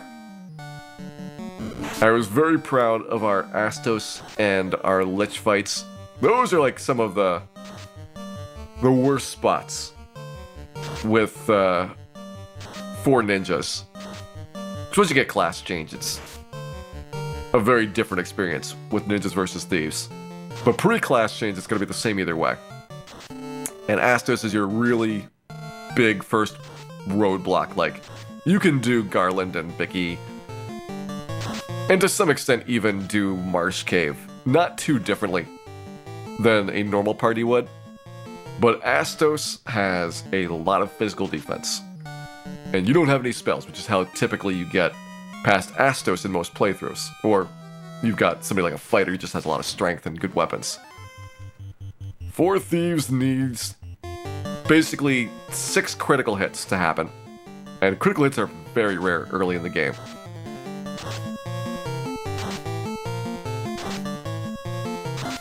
Lich is pretty similar, where he's got something that makes it a very strong damage race. Like Astos has got, after his rub spell, a pretty quick trip to Fire 2, Lit 2, which you're not going to survive. Lich does Ice 2, Fire 2, Lit 2 within his first 6 spells. So again, you're not going to really get past that without any resistances. So you have to damage him fast enough. And Lich, you can do more damage by that point because you've got better weapons, but it's still very sketchy. And Lich also takes a long time to set up. Whereas Astos, you can walk up to him and try again in 15 seconds. Lich is going to be like 5 minutes per attempt, even though it's easier. In theory, it's just so much more costly. Nice, got our 29s here.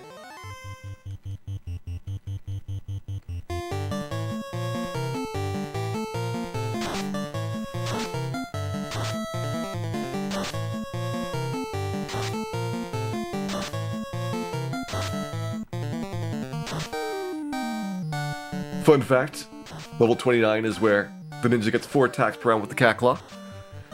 I thought you should all know that important bit of information. Also the defense sword and the katana. But importantly the cat claw. Sun sword is going to be 32 for 4 attacks per round. And I think that's going to be our absolute minimum that we want to try it.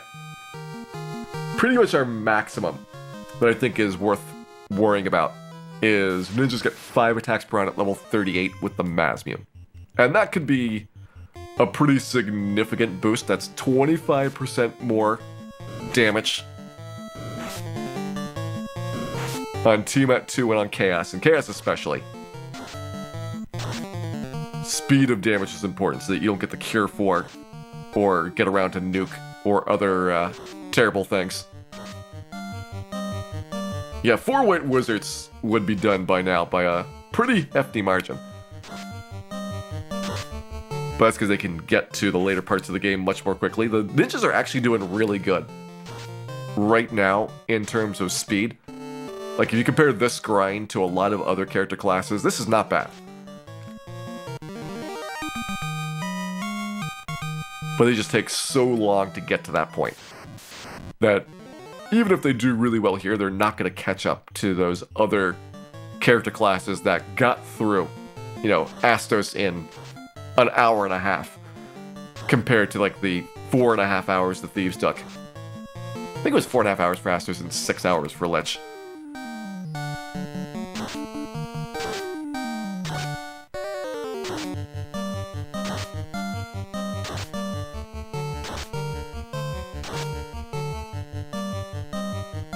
Evasion Absorb is pretty solid. Yeah, the absorb rating is one of the nicer things about ninjas. Like, this fight would be a lot more difficult to sustainably do if you didn't have this much armor. Like, you could do this with 4 white mages, the exact same setup in terms of Thor hammer, black shirt, Zeus gauntlet, mage staff. It totally fits in their inventory.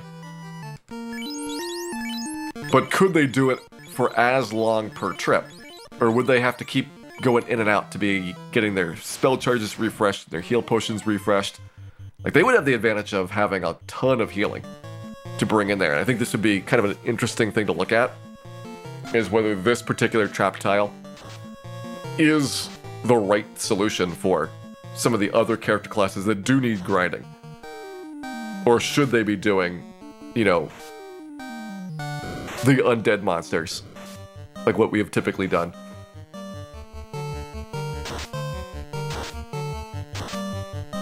I think there's a pretty good argument that as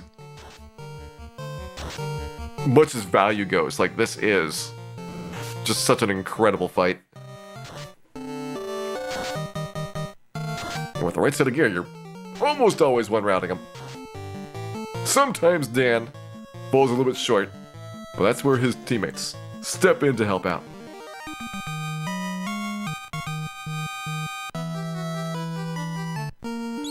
Let's see how we're doing on levels. Okay, so you very recently leveled up. Alright, so we're into the point where the game's experience curve is flattened out. And it looks like we're going to need around 24 or so battles per level up. So you can start kind of cranking out how many battles to go. If we want to go to level 32, that's like 70 battles from now. I think that would be our minimum to go and try it at. If we want to go to level 38, that'd be like another 150 battles. That seems like a lot.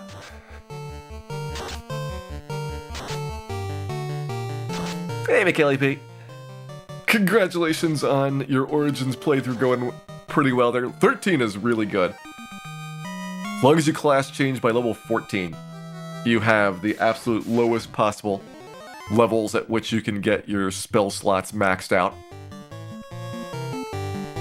Assuming you're playing on versions that have spell slots and not MP yet.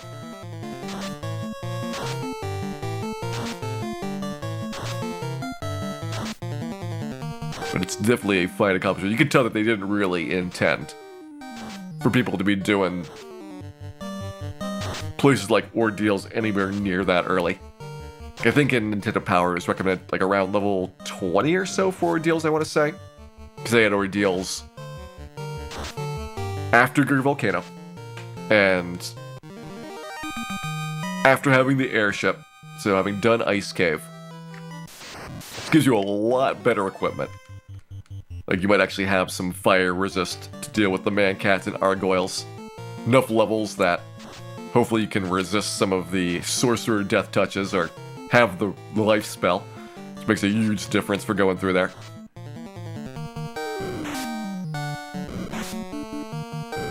Hey, TNT Dynamite.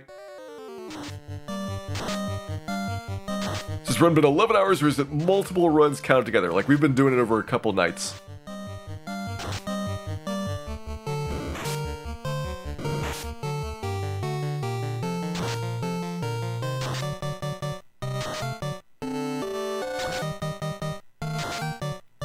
Are there games that make my hands sore for doing speedruns on consecutive days? I find that going to the point at which your hands get painful isn't something that gets healed quickly. And so if you ever get to that stage, it's kind of something to back off a little bit, because just doing like a night or two of rest rarely is going to fix the problem.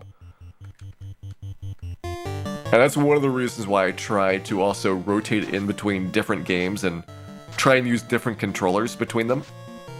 So like I'll do Final Fantasy and then I'll do something like Super Mario World, which has a different controller shape. Even though they're kind of similar for the Nintendo controllers, just having like a different set of motions on your hands makes a really big difference for the overall feel of it. My one downside to trying to do Zelda 2 is that it's got the same controller as Final Fantasy, so you don't get as much of a break in between them.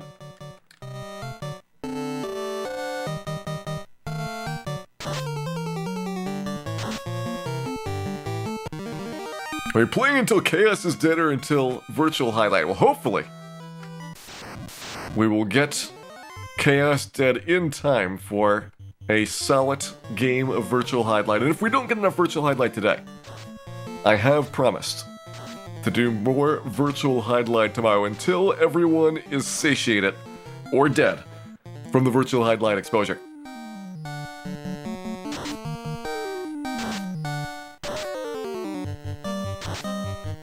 Dragon Warrior Chest Grind. At least it's only like 20 minutes. That's something where it is very repetitive. And if you had to do that for a long period of time, it would definitely be a concern. But the length of time is short enough that it's not as bad as some other games are. For just like trying to mash for 20 minutes is also pretty fatiguing.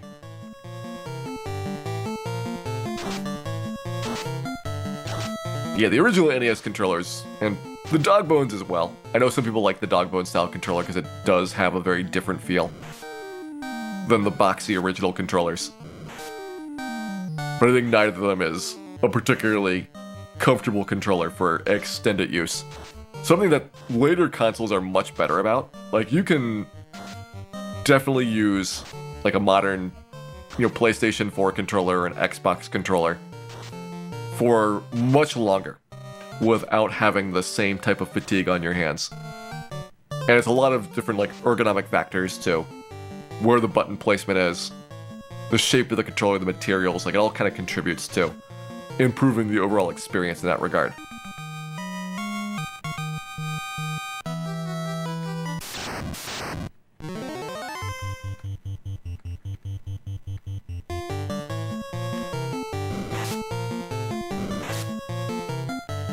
Yeah, I think the Xbox controllers and the PlayStation controllers are both pretty good.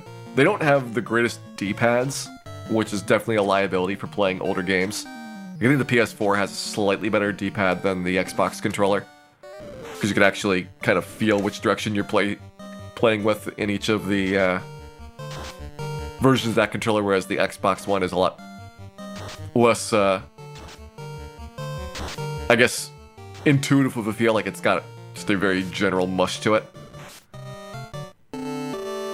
But for games that are kind of designed for those controllers, with the use of analog controls and all the buttons on them, those generally are pretty comfortable.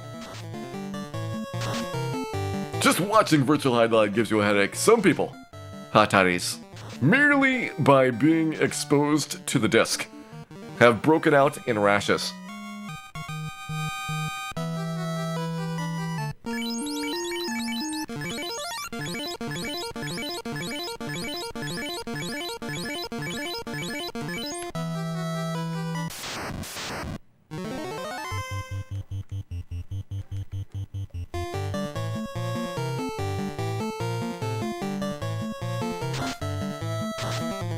Nintendo was aware of the comfort of kids' hands, but didn't care.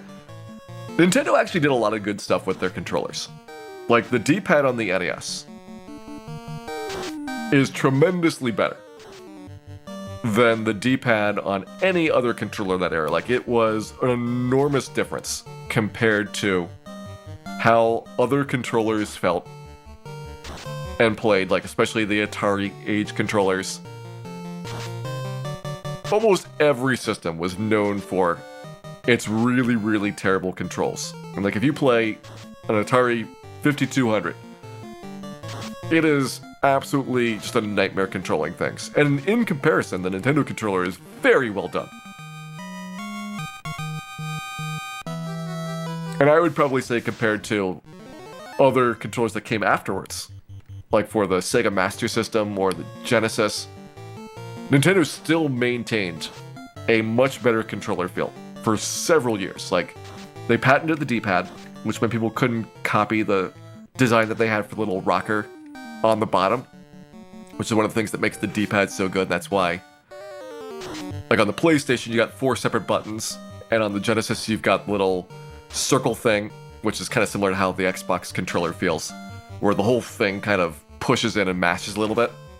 That's because you couldn't copy the Nintendo-style D-pad until, I think it was 2003 or so is when the patent ran out on that. But they had a very solid edge. And then the Nintendo 64 controller came out, which pretty much just threw it all away. They weren't nearly as well done, and they kind of gave up on comfort of everything besides the analog stick. And so, the N64 controller, I know it has its fans for some parts of it, but there's certainly a lot of aspects to it that are much less comfortable than the NES or Super Nintendo controllers, as well as the N64 controller was the first one that Nintendo made that was really fragile. And it's very difficult to find N64 controllers in good working order as a result, compared to, like, you can pretty easily go and grab a stack of NES or Super Nintendo controllers, and while some individual ones may have issues, you'll probably find one that's in at least very good shape and easily have enough parts to make several good ones out of a handful. Like, it's nowhere close to the death rate of N64 controllers, where pretty much every single one feels terrible at this point.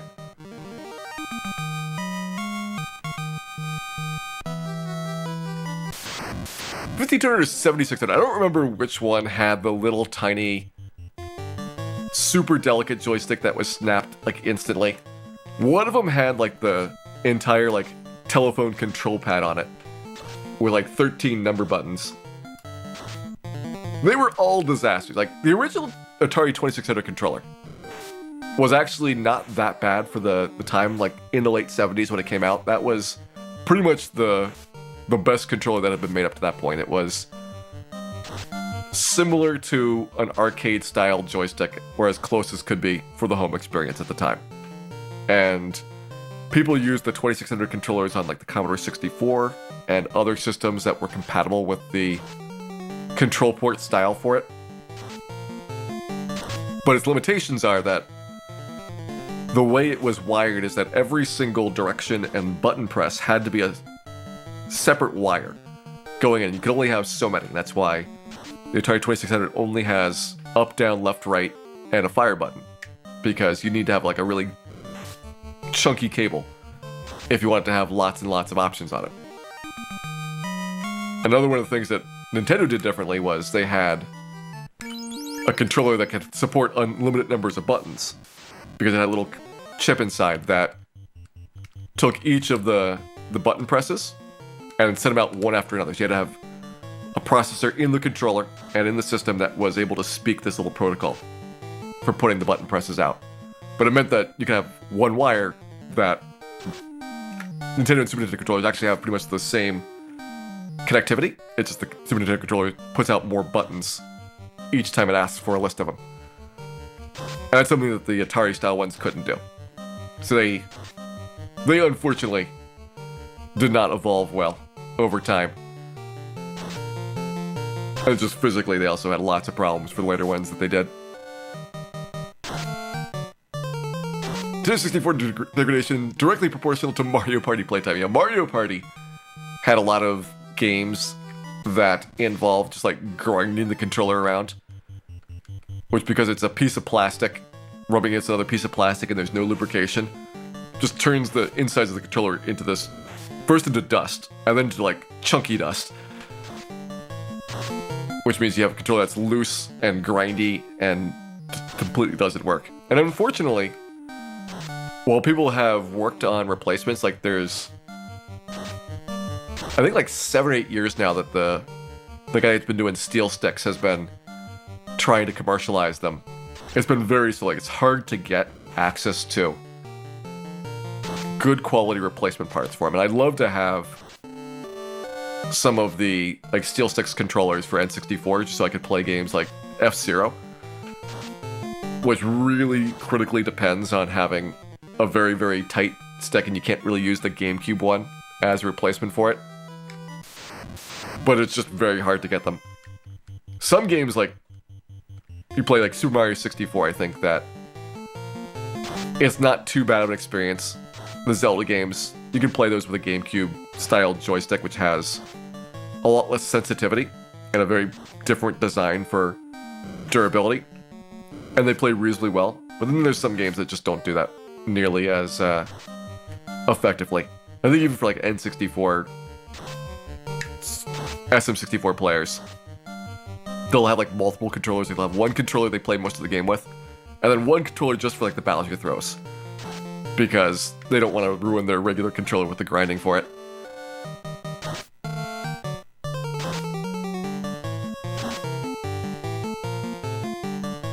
What do I think about the DS version of Final Fantasy IV? I think the remakes of the Final Fantasies generally didn't get a lot of interesting stuff. Like, if you've played the originals,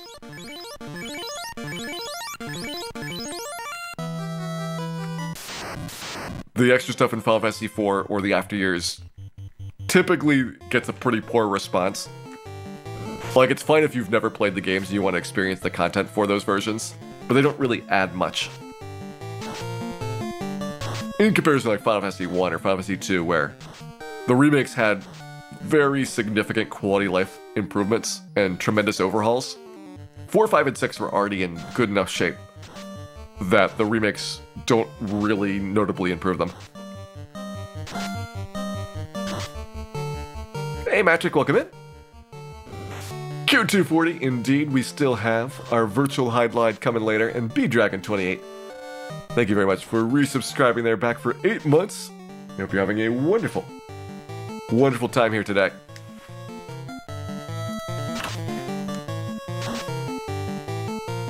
By the way, over the last 2 days, I was working a whole bunch on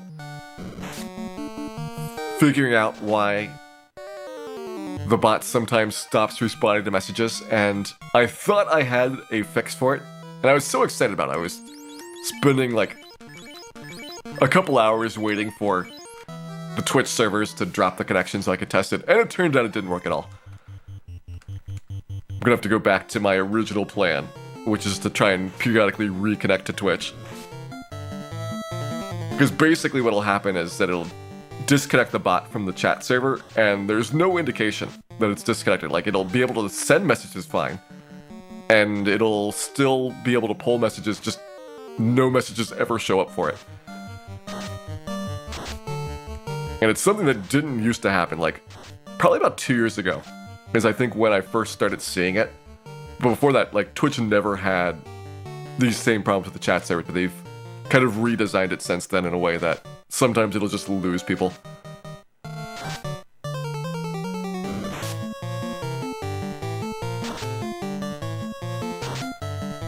Hey there, Nits, welcome in, and thank you very much for resubscribing.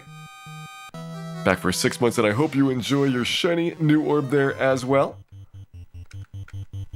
And it looks like we've also got, coming back for 5 months, Yuri Rain. Yuri, thank you very much for resubscribing, and thank you for the continued support. It is much appreciated. Hey, happy Halloween, Nets. I hope you remain happy once we finish up our 4 Thieves and move on to the virtual highlight portion of our evening.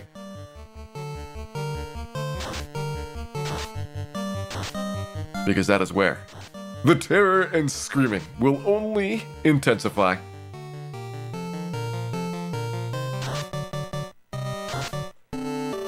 Target party level for Temple of Fiends, 32 is my first idea for it.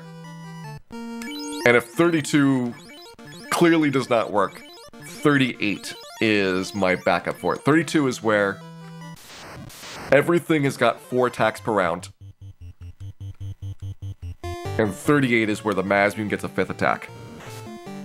Which really only impacts the Tiamat 2 and Chaos fights. Although I guess the extra levels will help the other battles because you have better stats. But 32 specifically is your best point for katana, sun sword, and defense sword up until you're in like the high 40s.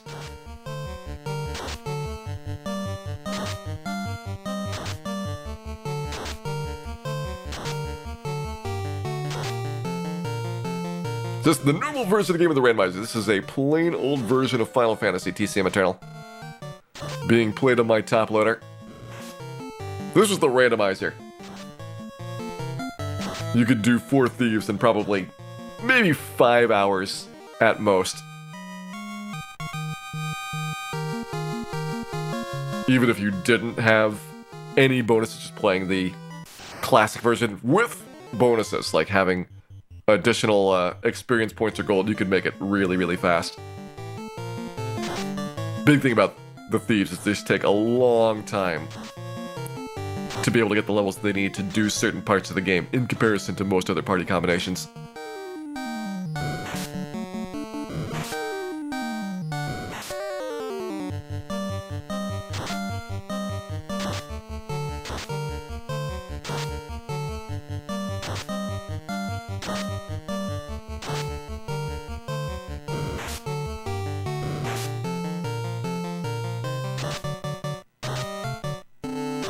Yeah, 6 actually is pretty ambitious. Like, it does represent a fairly large leap. 4 and 5 are very similar. Kind of like how 1 and 2 are very similar. But 6 is a large change in terms of the graphics engine, in terms of like a lot of the gameplay mechanics compared to the previous ones in the series. And so it's pretty impressive how well they did in some of these games for getting them to work as well as they do.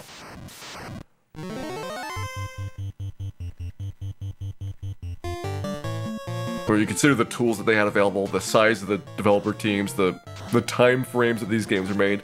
Like, they were making a game every year. Final Fantasy 1 came out, the next year Final Fantasy 2 came out, the next year Final Fantasy 3 came out. Same with the Dragon Warriors. Basically every 12 to 16 months, they were making one of these games. And modern games, if you think about GTA 5 has been out for 17 years now, and they still have not made the 6th one. Like, there's a really big difference in the length of times that people have to do game development. And that's with, you know, dozens or hundreds of people working on these games.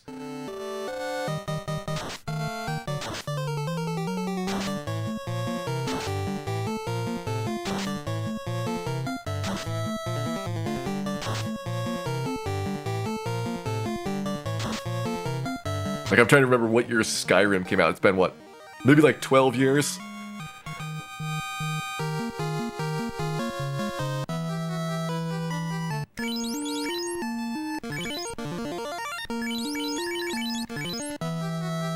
"25 years of Half-Life 2.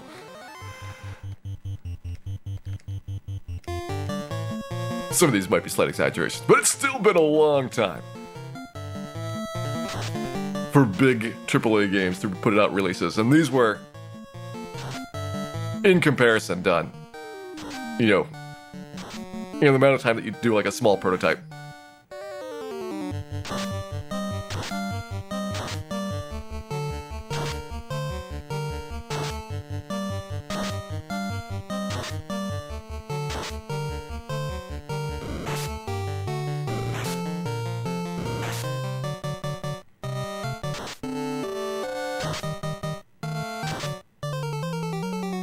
Yeah, there's still some games that have regular content releases, like MMOs. You'll often see with much bigger development teams and kind of less overhauls that are required, like they're not putting out new game engines or redesigning major systems, but they're putting on like new features and new content. I think it's a little bit different, where a lot of these games that are not only having to be like designed and written from scratch, but have like all of the technical improvements, like going from Dragon Warrior 1 to Dragon Warrior 4. Those seem like entirely different console generations of technology, like maybe multiple different console generations. But in terms of like the span of time, that was not that many years apart. for the 4 games in that series.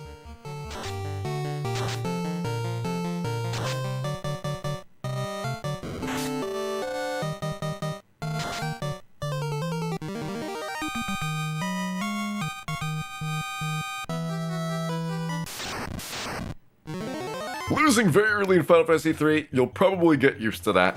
Final Fantasy 3 is a hard game. In addition to having the weird job mechanics.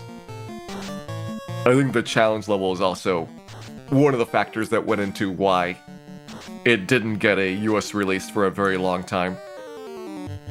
It's got not like a consistent level of hardness, but several areas that are very tough, and the end of the game especially is extremely brutal. It's probably might be the only one that's harder than Final Fantasy 1 in the main series in terms of the final dungeon.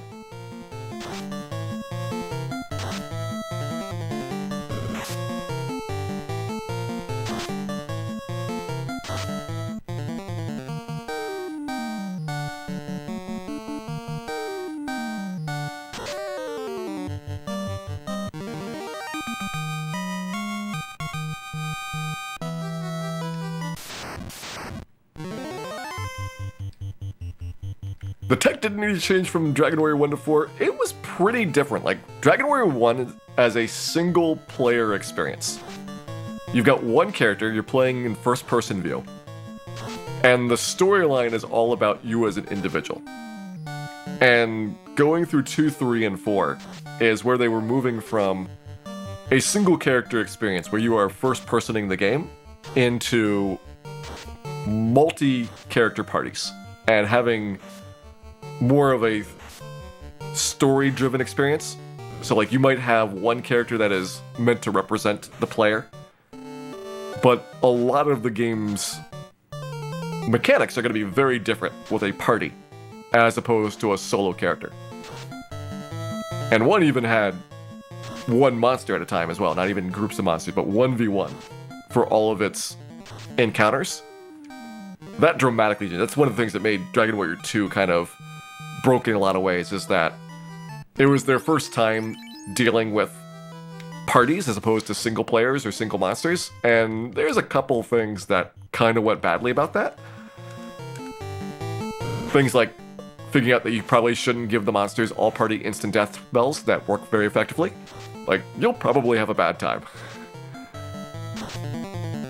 And the Dragon Warrior 3 kind of fixed a lot of that. Dragon Warrior 3 is where the game kind of smoothed out a bit, but it didn't have like the same story-driven experience as 4. 3 was, like Final Fantasy 1 or Final Fantasy 3, a game where the player was supposed to come up with the story of their party. Like, they didn't have predefined jobs, they didn't have any history of the characters.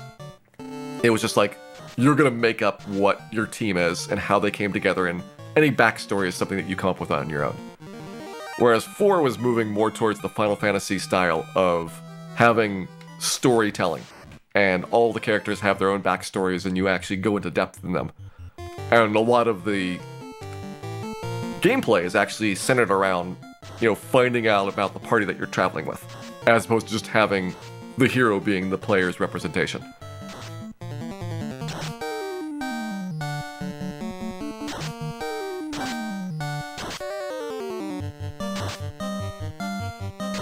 Yeah, those Batwings. Like, everything in Roan was really bad. I think that, at least what I've heard, is that Dragon Warrior 2 had intended to have more content before the Roan section, and it got cut. Which would kind of make sense, because there is an absurd jump in difficulty in Cave to Roan, and another absurd jump in difficulty in Roan itself, where you are going to really, really struggle to get through there.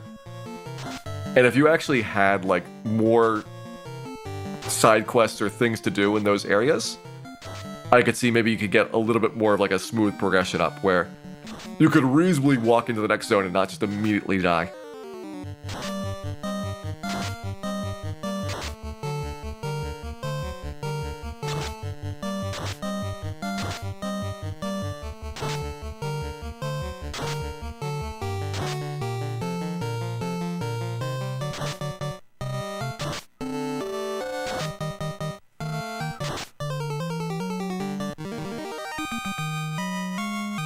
Oh, the ninjas applaud it. All right, let's see where we're doing on these levels. 31, so we've got decent chunk of the way to go there. I might not have quite enough to get all the way to 32. It's gonna be close. But again, 32 is my target here. And if we don't quite make it here, because you have to walk a long way to get back down to this spot, we might look at some other place to go if we only need like, 8 or 10,000 experience.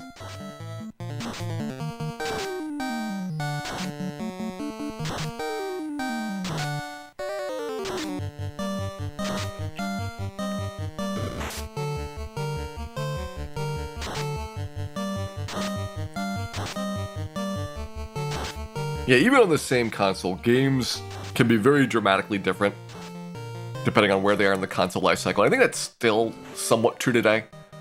It may not be as big of a gap, but if you compare what a PlayStation 4 launch title looks like compared to like the Final Fantasy 7 remake, there is a huge jump when it comes to what they're able to extract out of that platform. And almost every console is going to have something similar. And where it felt a little bit different is like the early ones. You're going from the start of the NES, which had a lot of just single screen games. Like it didn't even scroll. There was, this is the screen. Everything you can see in the game is on the screen. And the length of the game is like maybe going to be 10 minutes long.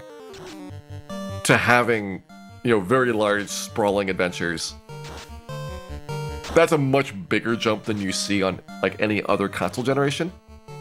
But you still have a jump where you kind of go from barely using the potential of the platform to pretty much wringing out every single thing from tricks that have been developed along the way.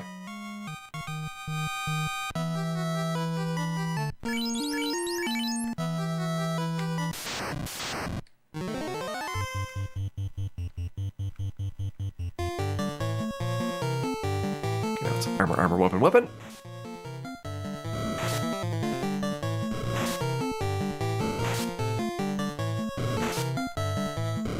Yeah, 3 had a lot more progression for your characters. I think the biggest thing was just that the understanding of how parties work was really overhauled. But I do agree, like, 3 added a lot more content. So you had smoother progression of weapons and armor and spells, and like everything felt like every 2 or 3 levels you get a small power bump instead of Dragon Warrior 2 where like every 8 levels you were enormously different, and so you would be just completely unable to get through an area, and then you do a whole bunch of grinding, and then it would be like, oh, it's actually not too bad, and a whole bunch more grinding would be like, this is very easy. 3 is a lot smoother in terms of it gets better and better and better and better until, oh, now you can finally do this next stretch. And it helps a lot with kind of keeping people engaged in the game. Because if you find that you're stuck in a spot, and Final Fantasy 1 has this problem as well, where you get to a new area and you realize you need like 6 levels of grinding to get to the end of it. And that's a big investment. That's probably an opportunity for people to put the game down and never come back to it. Whereas if it feels like every little bit is going to make a difference, then it probably encourages people to keep playing. Like, even if that wasn't quite enough to finish this dungeon, maybe you could go a little bit further than you did before. Keep buying some gold. Yeah, we've long since maxed out. Like, once you get to the Sea Shrine, gold becomes pretty much useless in this game. It's so precious at the beginning, like, being able to afford things is very tough, and then it just goes kind of crazy, showering you with more cash than you'll ever need.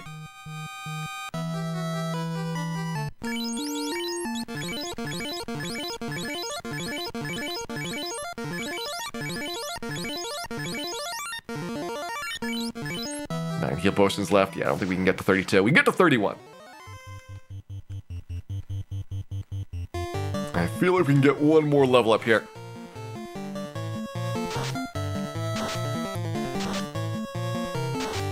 And that'll be 4 attacks on everything except for the Sun Sword, I believe.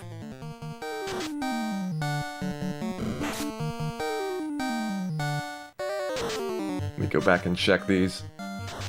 Yeah, Defense Sword got 4 attacks at 29, Katana at 29, Sun Sword at 32, which is what we're waiting on, and Ice Sword I don't really care. Ice Sword's gonna get replaced when we go to the final battles. Plus you got really not much use for that 4th character. They are unlikely to live for an extended period of time.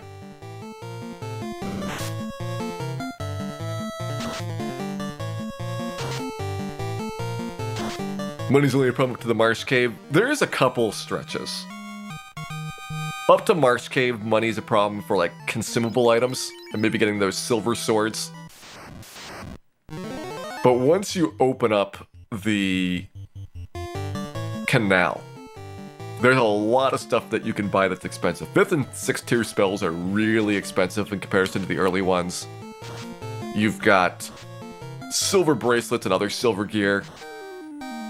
You've got the nefarious steel armor, which I am sure more than one person has fell afoul of. Wasting their life savings on what turns out to be a complete pile of garbage. And no amount of grinding will bring that back to you.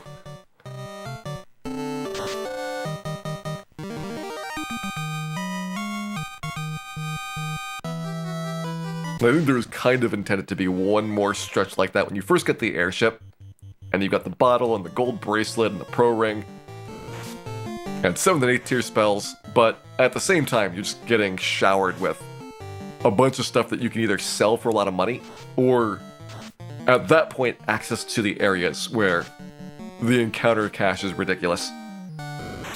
But it's a very short-lived thing for not being able to afford like all the pro rings at once.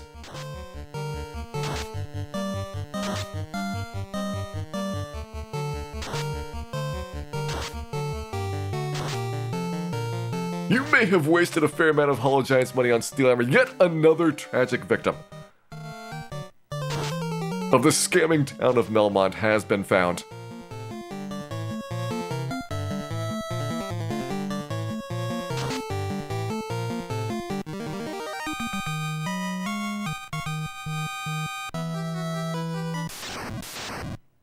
Oh, nice, Trent McSwain.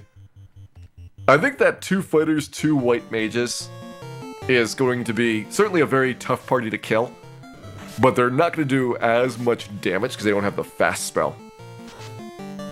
And you'll also have to figure out, like, how do you get good undead fights, which are going to be your easiest way to level up on early. Without Fire 2 and Lit 2, it's going to come down to, like, Harm 2 to get you early game experience. And so stuff like Peninsula Power becomes a more attractive option as a result. The nice thing about 2 fighters is that, even without fast, they should be able to take on chaos at reasonable levels. Like 2 fighters around level 20. And especially with white mages to give them some healing, they do extremely well.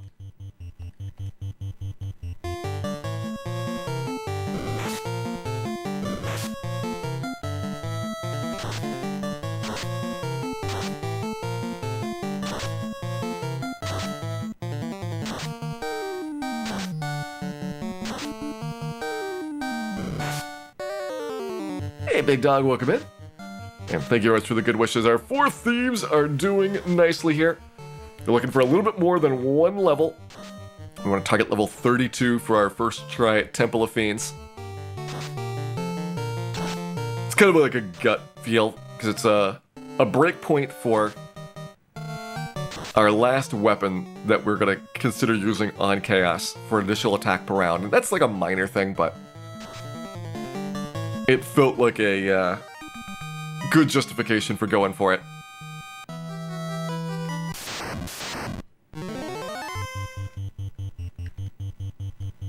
I've been really happy with Sea Shrine Pile of Pain for the grind spot. This has been probably easier than the Mummy grind, and the experience is so much better. Like this one, you don't have to worry about petrification, you don't have to worry about sleep touch. They're dying pretty much the same speed, and again, the experience is so ridiculous better. It's very much an improvement. I will definitely have to try Sea Shrine on other party combinations as well.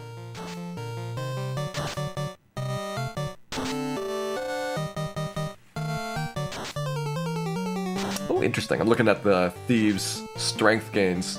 And it looks like the level 30 to 40 range, they get a ridiculous amount of strength bonuses.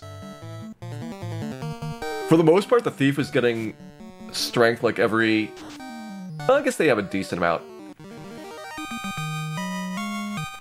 Like maybe 2/3 the levels. But they've got a long stretch here coming up where it is like an 80% gain rate for these. And then after level 40 it goes back down to 50%.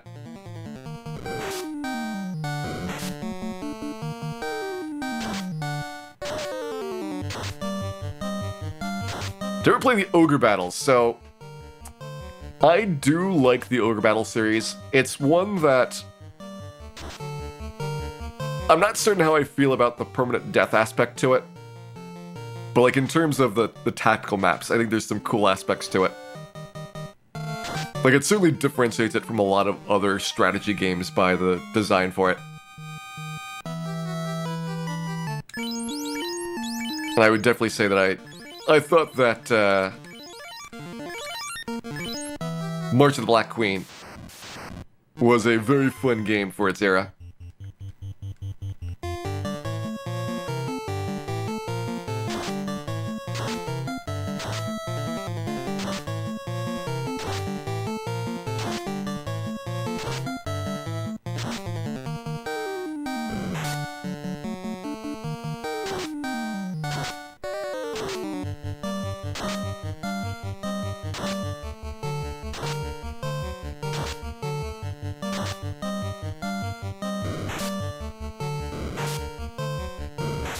Yeah, Final Fantasy Tactics is a game that I have very rarely found people not to enjoy. Like, it's got just like a really special mix of the tactics and the RPG side. Like, it's not a super hard tactics game at all. Like, it is very much easy, other than a couple of the story fights. Chapter 3. And it's got a really good RPG story aspect to it. And so I think people that generally don't like tactical style games get into it as a result. And then they try another tactical game and they just don't like it at all. But they'll say Final Fantasy Tactics was one that they enjoyed from the genre. And yet for some reason, Square refuses to release more tactics games.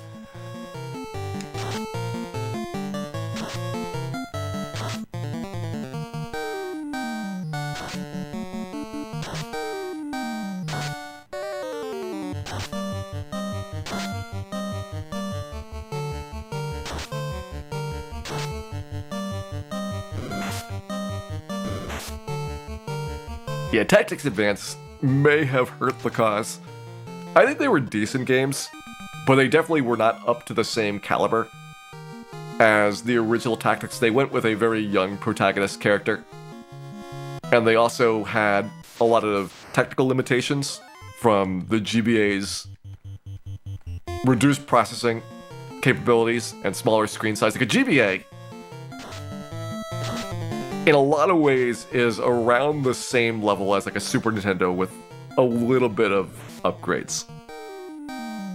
And so, when you're going from games that were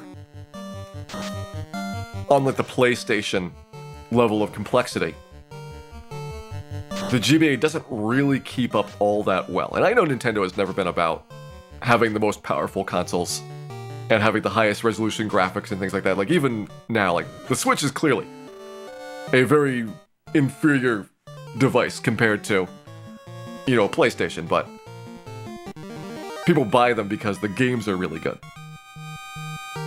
And that's what Nintendo has always banked on, is they don't care about having the most horsepower, they care about having games that are fun. But still, when you're kind of forced to be like a console generation behind on something like Tactics Advance, it's a lot tougher to get a really compelling experience from people picking it up. And especially the differences between like a console and a portable. Often is like encouraging a different style of gameplay as well.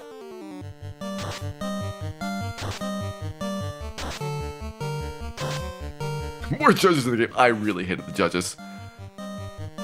I just want to be able to use the moves that I have. And I think I can kind of understand the idea of the judge system, which is that they didn't want to have people use the same moveset on every single fight. Like, that's what happened in Final Fantasy Tactics, is you got overpowered characters, and every single battle would be the same, because you'd walk up and you use the Knight Sword, and then you go to the next fight. But the way that the judge system was kind of put in your face was something that I didn't really care for. And so that definitely hurt the tactics experience for me, was having to deal with all the things that you were forbidden from using for a particular battle. Like, it really kind of got a little bit grating for some of those. And especially, yeah, when it was like something that was like unintentional. Like, I didn't mean to,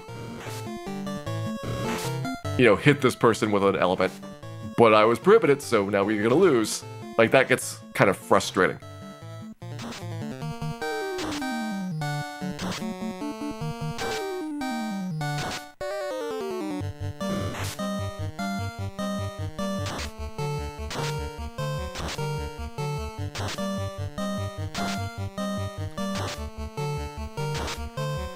Hey, Wild Wolf. Yeah, the GBA had like a faster CPU, but like in terms of like screen resolution and in terms of the complexity of things that you could show, a lot of times the GBA was like a Super Nintendo with a faster processor.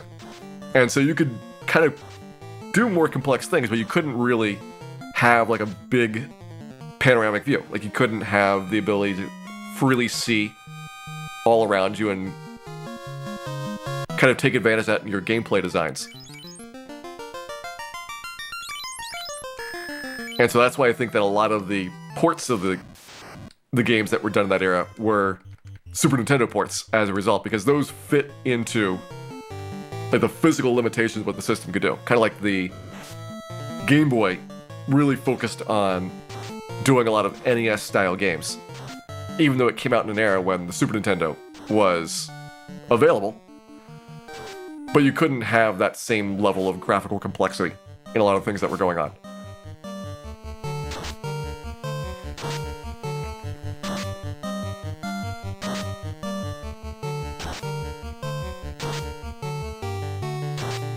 Elephants were definitely a problem.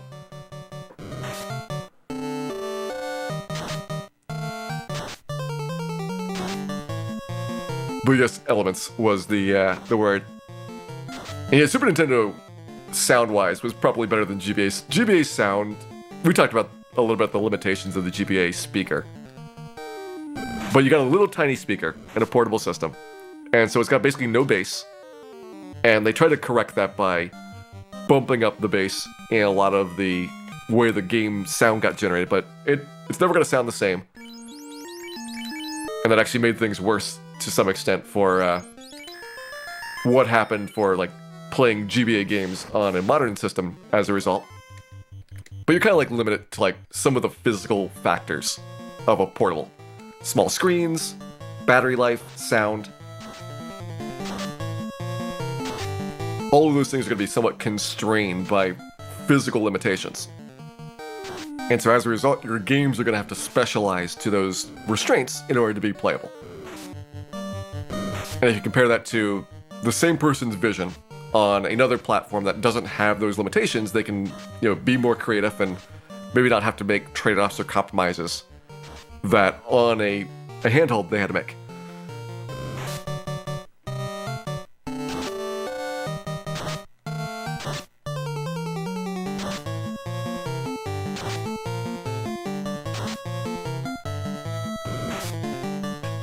Still in this trap tile, we have taken some time off this trap tile to kill Kraken and Tiamat.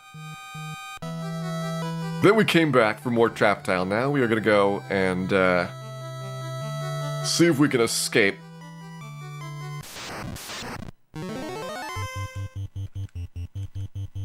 I maybe should have left a little bit of healing for the final floor, although it's not too long of a way. This is the last big grind. Yeah, we're going to Temple of Fiends once we have our levels. Like, we wanted to get level 32. I'm at 31 and a third. So I fell a little bit short of my target there, but we'll still probably try Temple of Fiends here. And hopefully things will go well.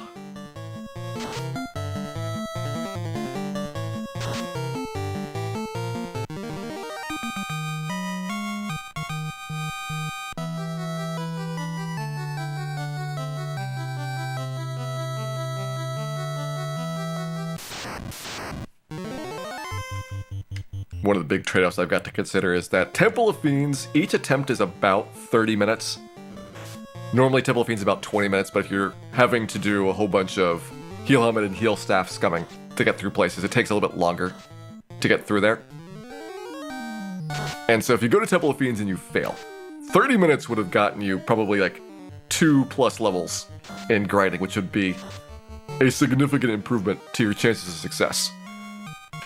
So you kind of have to guess in advance, like, is it worthwhile to do Temple of Fiends, or is it going to fail and it would be better to spend that 30 minutes doing additional trap tile fights? And that's like a hard kind of prediction to make. But that's where I think that either level 32 or 38 is what's going to make the most sense for doing the initial Temple of Fiends dive. And at 31 here, we're so tantalizingly close to it.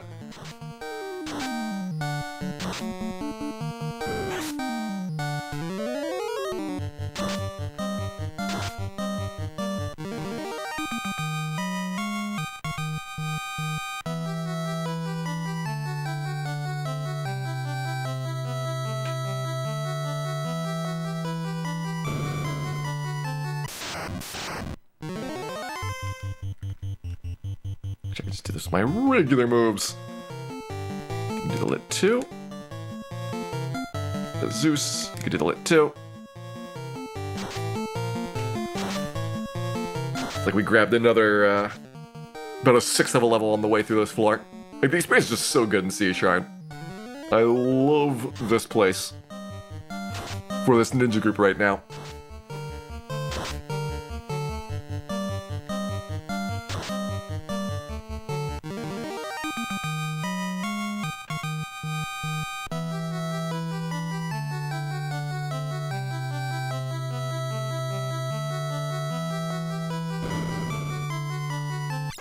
And they are through. Alright, let's go ahead. Saber game, we don't care about the spell charges, so it's okay not having to heal up after the house as well. We're just gonna go back and get 99 heal potions, so that we are all set for our next phase of the game.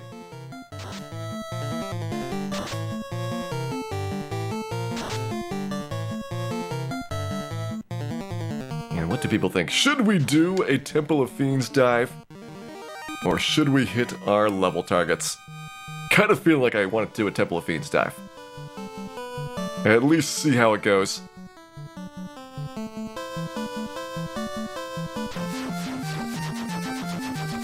Dive, dive, dive!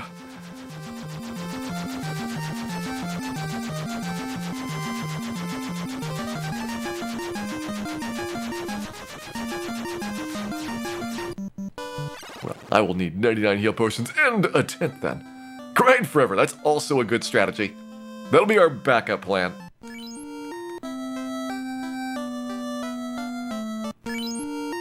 Ten pures, 8 softs. That should be enough. So we want to get 2 tenths. Gonna be just slightly intense here. And 99 heals. Beginning now.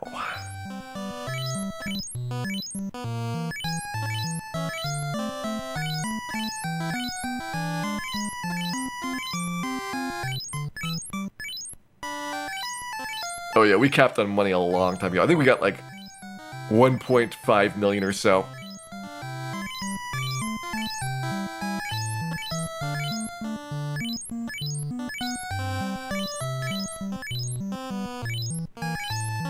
It's like every single level up that we were doing in there, we're getting about 100,000 gold.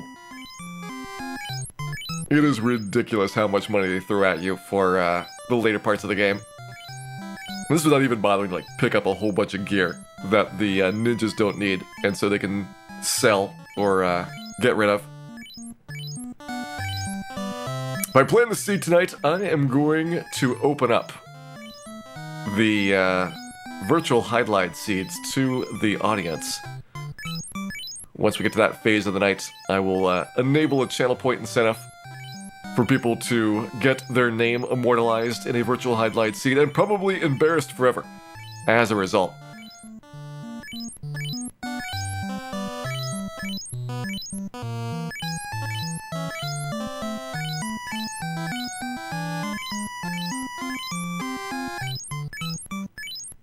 Whole bunch of cat claws. It's tempting. It is tempting.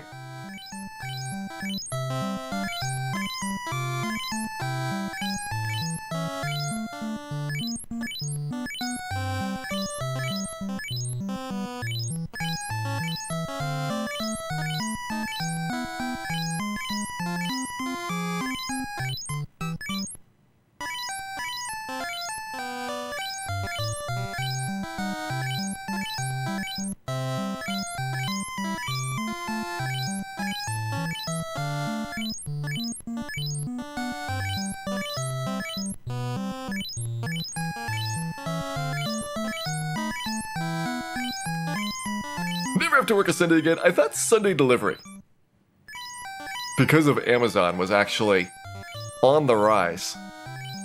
I guess I don't really know how that works for, like the scheduled routes and things.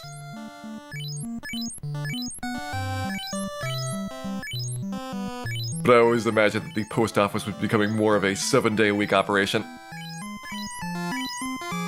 Substitute mail carriers. Interesting. Now I have learned something.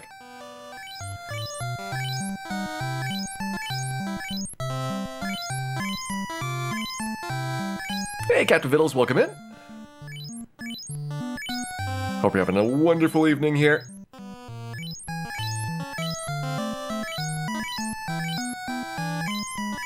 And just mashed for 15 minutes. Turns out, if you don't just mash the button, it's actually much faster doing these.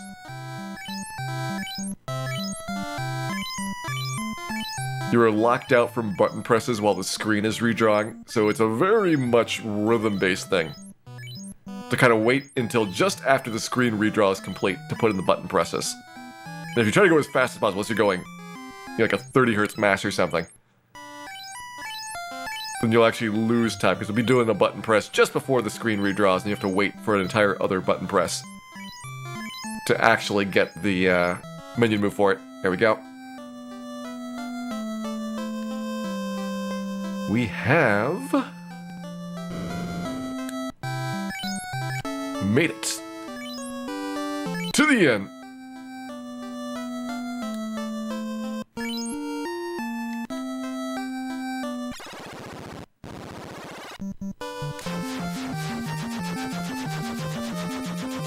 I'm gonna do something really weird here, but what we need to do is save right here, because we're gonna power cycle. That gets me back to the start of the encounter cycle, but we're not gonna go start skipping things right yet. See, it's the best way of doing this. Yeah, I think this will work. I think this will work. Skip encounters inside.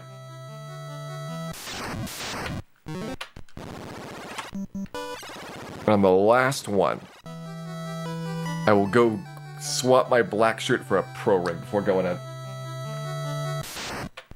It's a really funky setup, but it gets me my 8 defense a little bit sooner.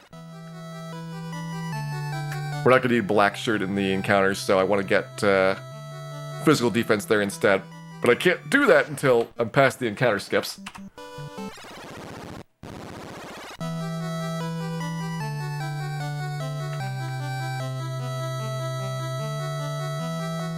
Hey, Darnell. Shouldn't this have been easy? Compared to Four Thieves, this is pretty easy. Four Thieves, no class change, probably has another 6 hours to go. I feel like our ninja's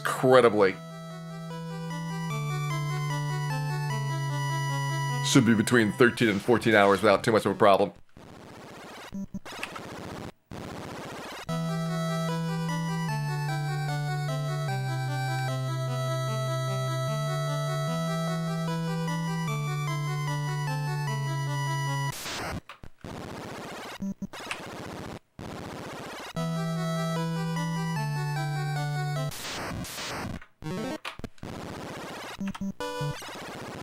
Is 4 ninjas the absolute rock bottom with class change? Yes. In fact, they are worse than 4 fighters or 4 red mages. And a variety of other party combinations that involve fighters and red mages and also some other character classes. It is tough to be as bad as 4 ninjas, but they are better than 4 thieves.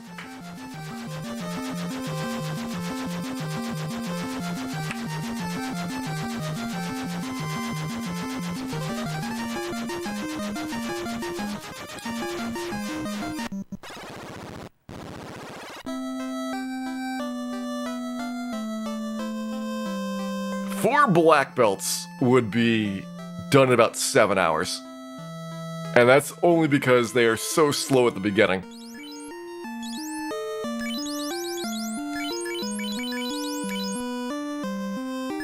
Yeah, Julie's the one that's gonna get a pro ring here. There's +8 defense on you. And for party order, we want serve near the back. And probably Neep near the back, so Julie and Dan are up front. I guess you could argue that we don't need the Zeus. And put a pro ring there as well. I'm trying to think if there's anything that needs a Zeus. I can't think of one that really helps for it.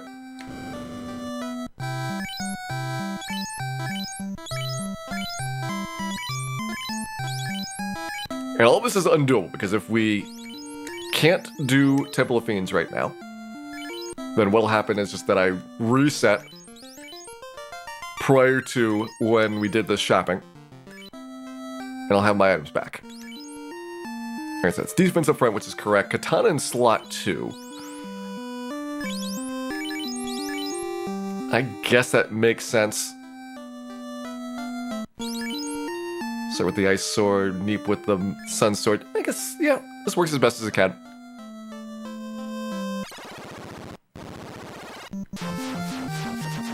Alright. Temple of Fiends, try number 1.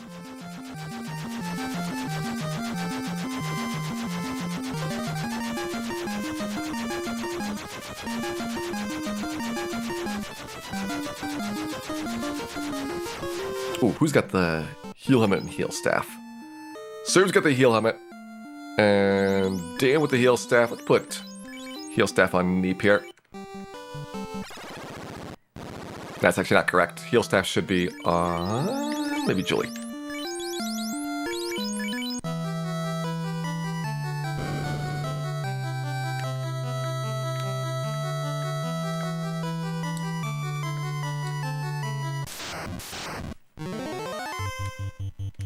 There's our zombies.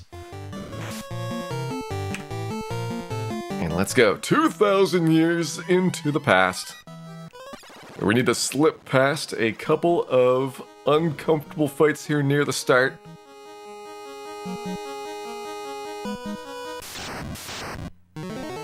Got our 4 Frosties. Want to get a fast run on a bunch of these. That's not good. Really not good.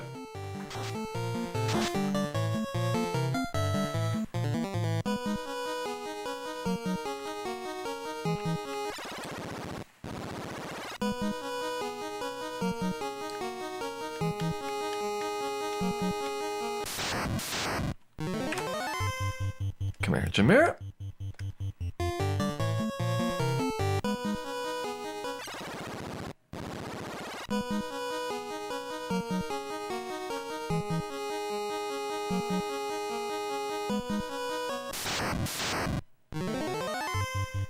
The large quantity of very, very bad men.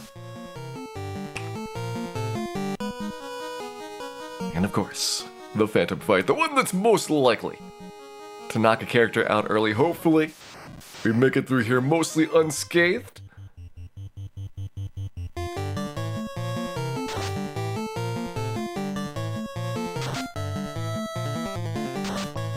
Alright, stop is fine.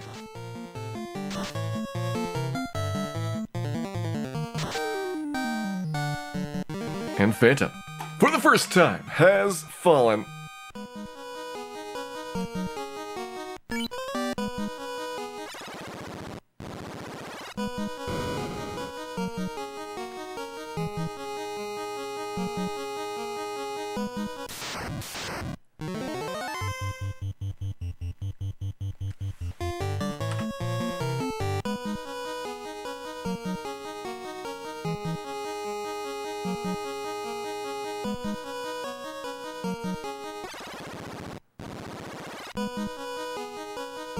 Phantom only gives one experience because otherwise everyone would be doing Phantom grinds. If I was to do anything, it would be Neep with a white shirt. Get this started off. We're going to do our first bit of heal helmeting. We don't want to be using heal potions all that heavily prior to heading down to the elemental sections. So I'm going to try and get all of the damage that we took on the Frosty fight fixed up here.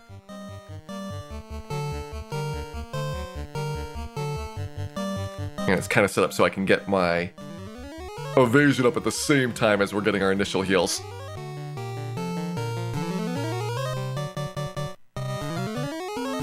We may end up having to do this 2 more times during Temple of Fiends as well to conserve on heal potion usage. The biggest one likely to be post-Lich, because that has the stretch where we need to have all the damage from Lich's nuke spell, if he uses it, restored. And nuke can do up to 400 damage on our team, which is a whole heck of a lot.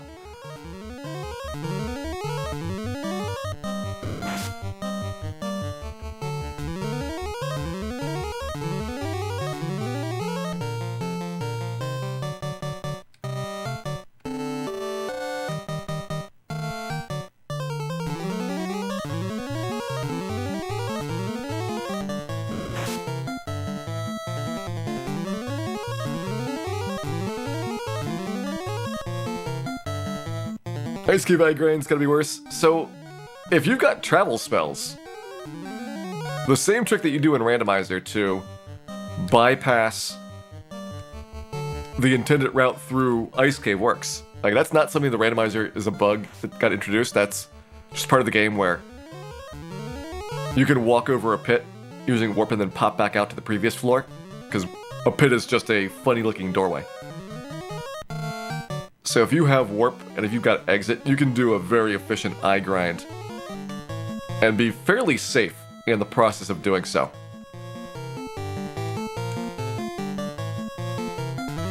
And I think if you've got like a smaller party, and assuming that you got travel spells in there, that's a pretty viable spot to get a lot of experience.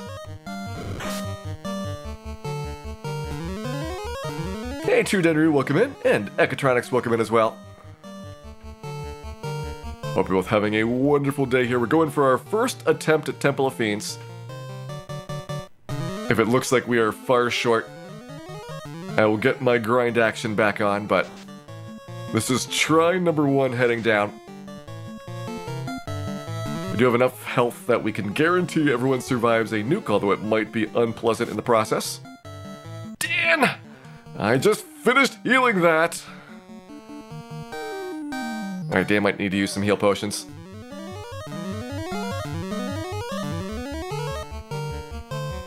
So all good to get here was 0 heal usage, just very little heal usage on the way down. Once you get further and further in, it becomes tougher to do this type of recovery. So you don't really have the option of waiting until the very end to get all your health fixed up. Kind of have to be doing it along the way. Frosties! Another blizzard there. Yeah, Dan's got the defense sword, which actually is one of my better weapons. But I don't really have a good choice to handle it otherwise, since we need to be able to kind of pass around enough damage evenly distributed across the team.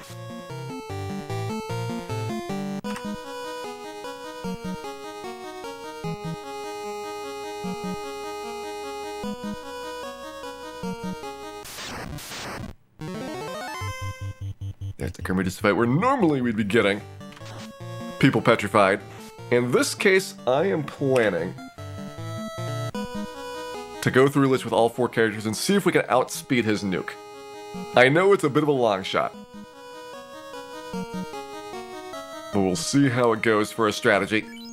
Let's get Dan's health up a little bit. Cross our fingers on a good Lich fight. 25% chance that he doesn't nuke at all. Nope, first turn. First turn! He gets 2 very high rolls as well.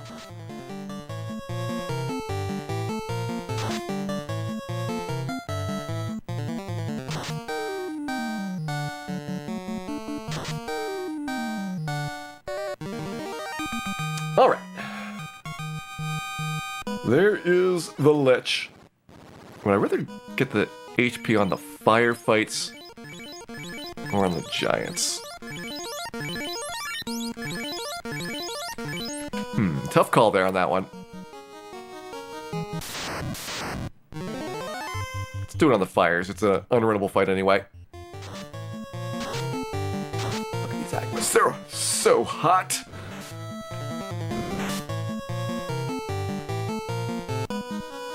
Our character test recoverable? Not really. I don't have any revive spells, so if anybody goes down, we're gonna be down them permanently for the rest of Temple of Fiends. We don't even have any healing spells. This is a party that just has 99 heal potions and a dream.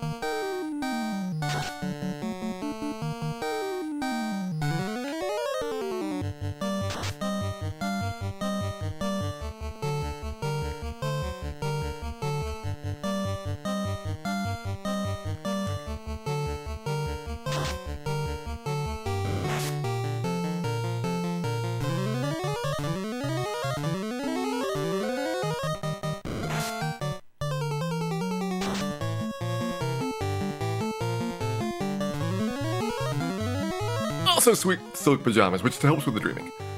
That is a dream accessory.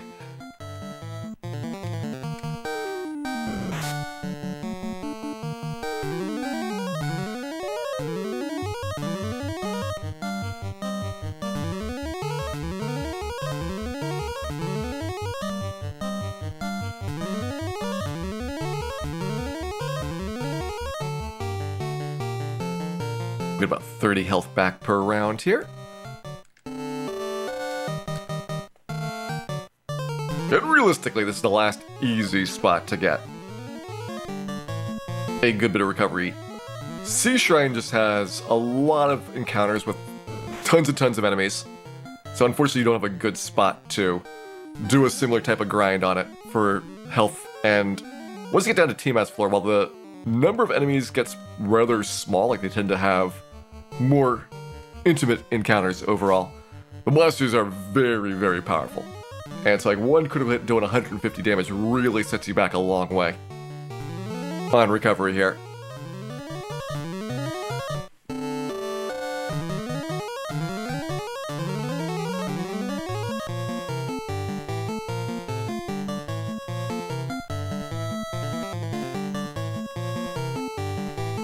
Which it should be done, but I'm doing one extra one. Once you max out evasion, you can only be hit by criticals.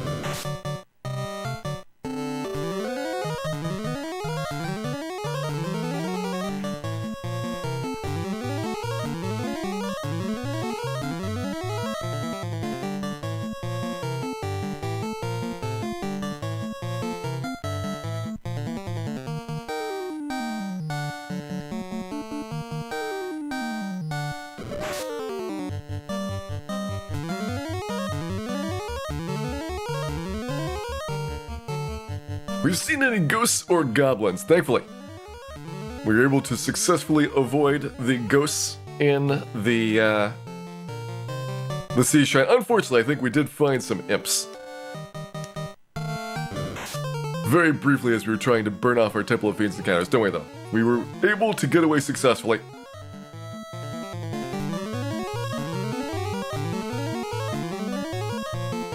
And things are now totally alright.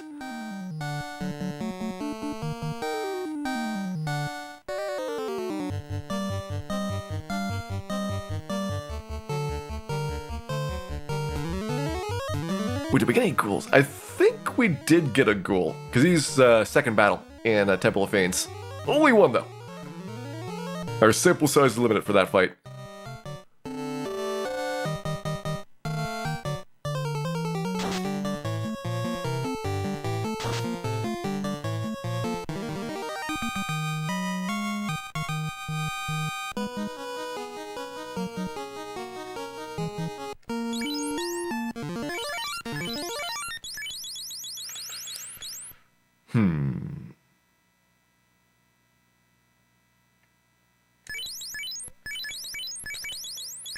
Don't need ice resistance on you here, so serve is gonna be definitely the worst off overall.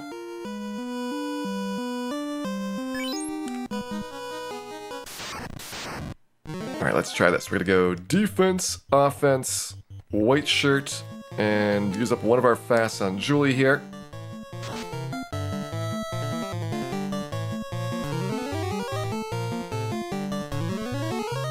We don't want to fast every time, because if a character dies, we're going to lose a bunch of them.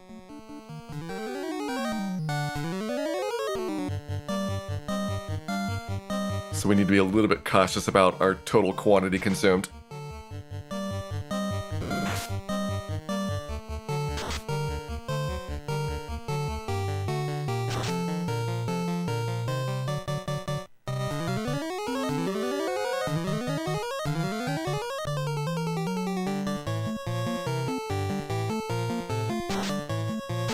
There's the fire 3, and we have enough resistance for everybody to be good there.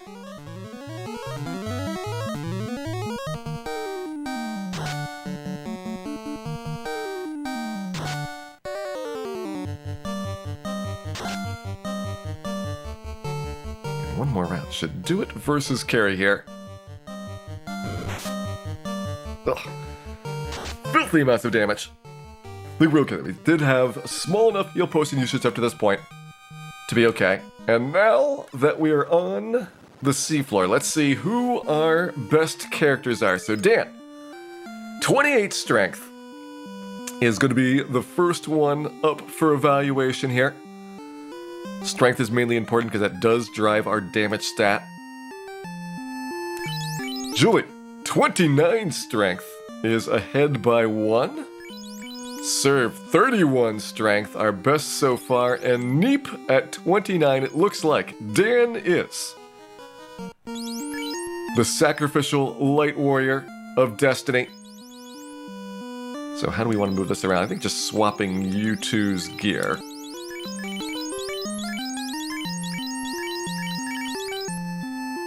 And then weapon-wise,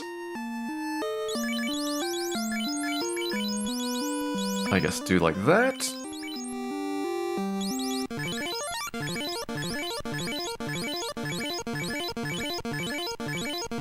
At least for right now, we will keep up with everybody getting full healed. That may have to change, but again, hopefully we banked enough healing potions from our earlier saves coming to pay off here.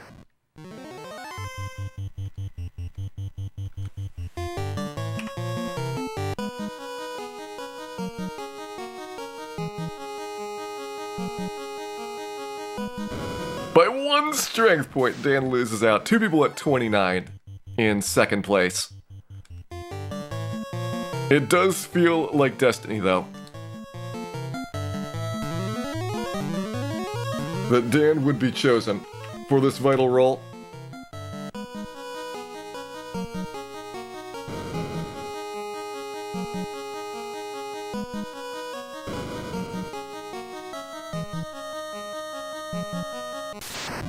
And the reason it's important is because we've got the Kraken fight coming up, and this is definitely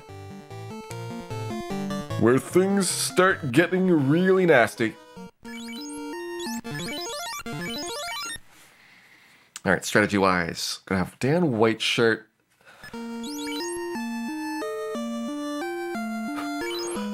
Neep's already used a spell, though. I really don't want to use the second one off of you.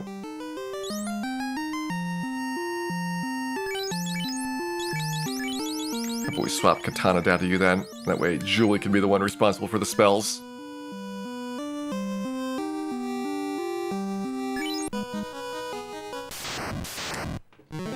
Anyways, thank you much for the good wishes. We will definitely need them. This is no easy stretch down here. Lit 2 good start.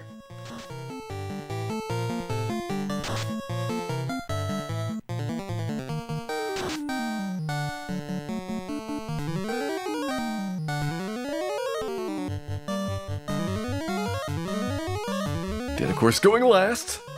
Why would you want your most important person for evasion to go early in the round? Oh, Ink, so nice. What a lovely octopus this is, giving us 2 rounds to buff up. That is a lot of evasion that we can pump on now. Get Dan last in the turn.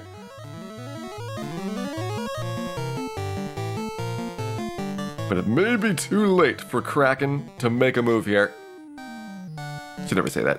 It's never too late for Kraken. But sometimes he just doesn't feel it.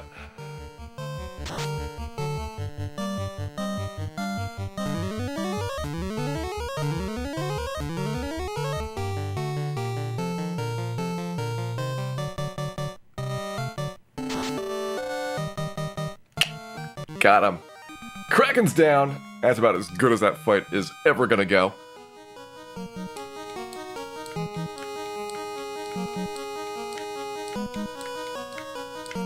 And here's where creativity is going to be required. So Gershok Big Eye gets rid of a sorcerer fight downstairs.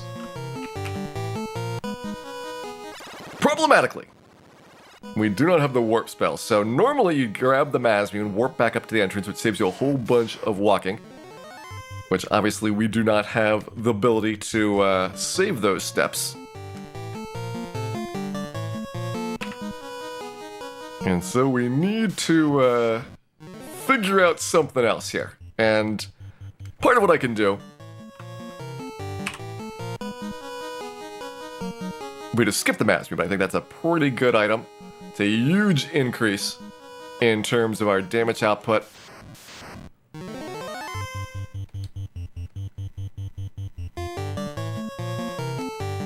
If I wanted to start this off, I'd probably go and get at least one of you guys killed while Dan buffs up. It's like our last chance to get some healing in. It's an unrunnable fight you have the purple worms to deal with regardless. So might as well get some value out of them.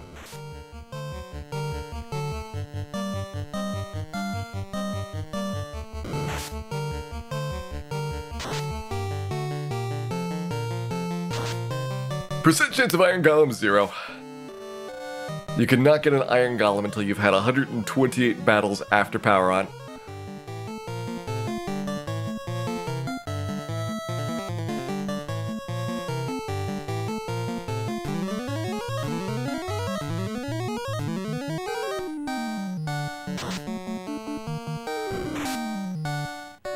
Dan taking a lot of damage here. Unfortunately, I couldn't go for the grind. Dan was getting too low on health to reasonably do it. So heal potions it is. 50 will hold on to those. I think 50 should be enough, but we are going to spend longer down here than normal.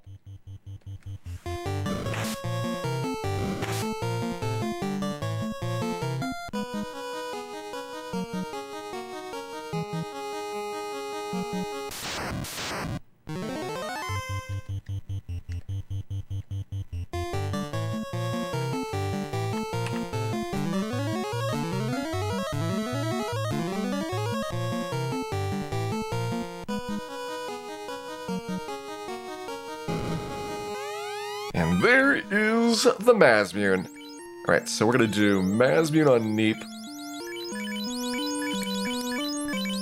Katana on Julie? Defense sword. I think defense sword on you is better. And then Dan can take the Sun Sword. And we can take a run back to the start and see how we are doing on steps at that point. I did try to come here with the minimum possible number of steps wasted.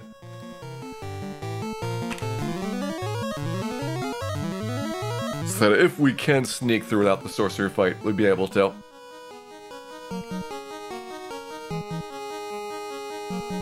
I do have alternatives, so I am able to handle the consequences if it turns up.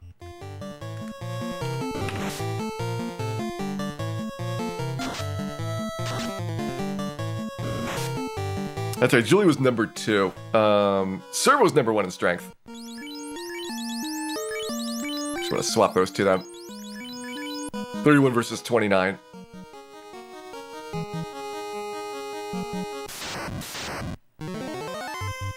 Alright, this is getting a little bit close for comfort.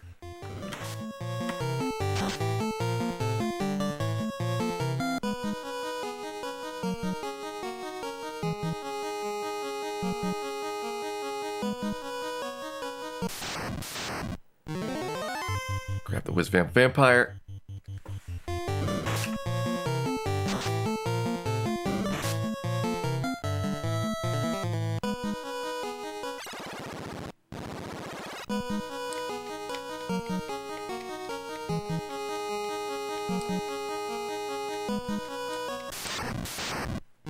Kershak, Big Eye. This is Sorcerer downstairs.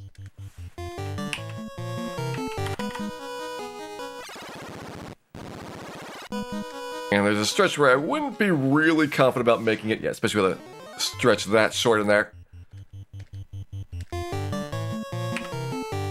Gonna take the air fight. And this would be a purple worm, which means it'd be an unreadable.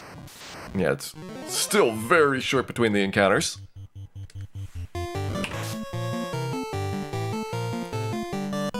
And this would be another sorcery battle. After this, you got a nice long stretch that's relatively free.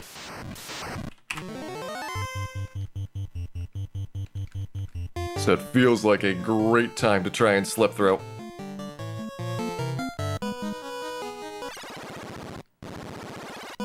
Let's go.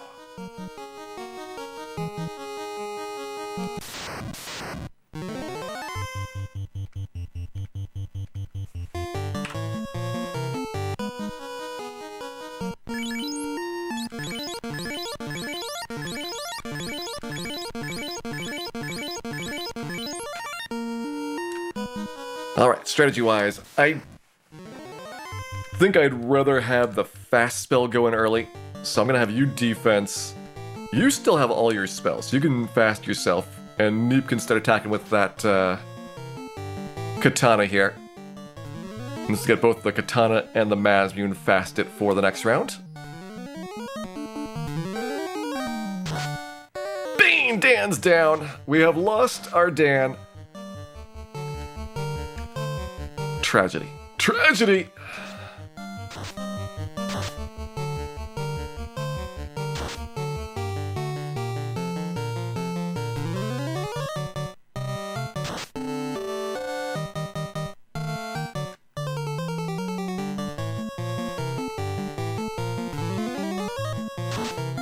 Be honest, Tipo, it was definitely Dan's fault.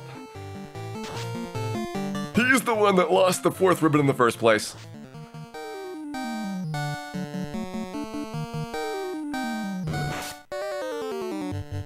Ugh, those physical attacks are nasty.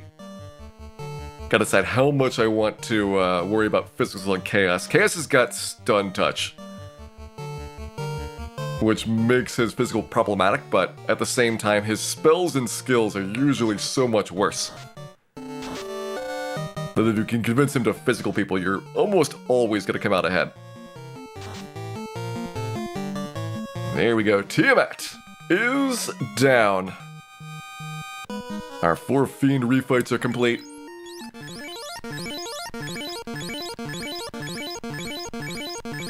It's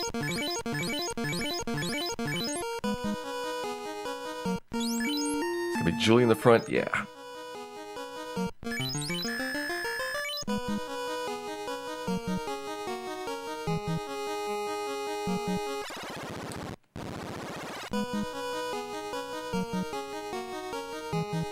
Hopefully it's 12 hours. That means that we do win this battle. Which is still something that is pretty tough.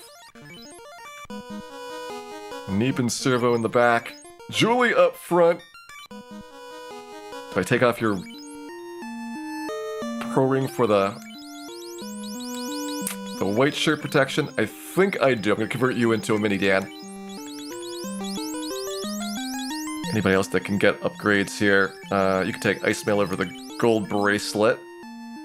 I think everything else is as good as it's gonna be across the team. Yep, looking good. Let's go.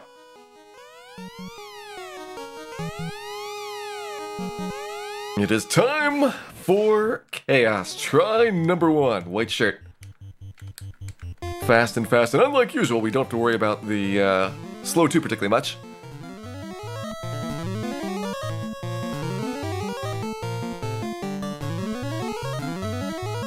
Here's the white shirt going. Let's see what we get skill-wise. Having a crack actually would be pretty good, assuming nobody gets cracked through a ribbon. He goes down spells and he gets perilously close to Cure 4 in a hurry. Good, didn't get paralyzed there on the punch. He punched my Masmune user, which is the worst part of that. And we are at 400. 600. 700.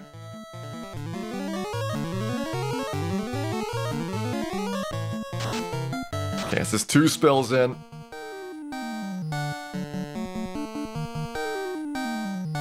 3 spells in. He's 1 away from Cure 4. We are at 1,000. Halfway.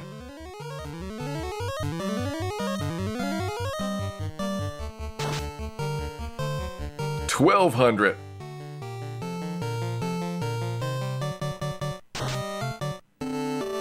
1,400. 70%. There's the crack. Free round. 1,500.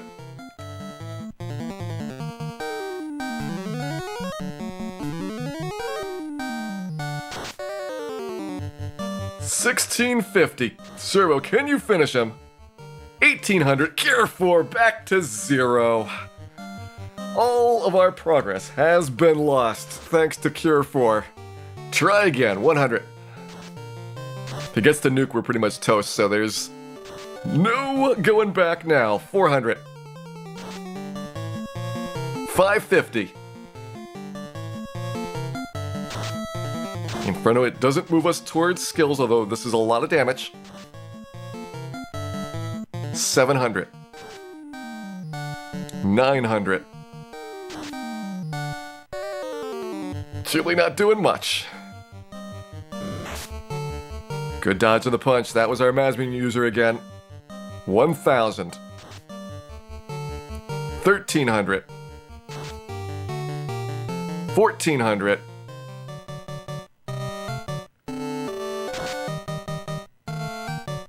1,450.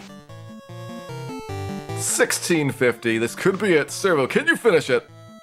No! 1,700.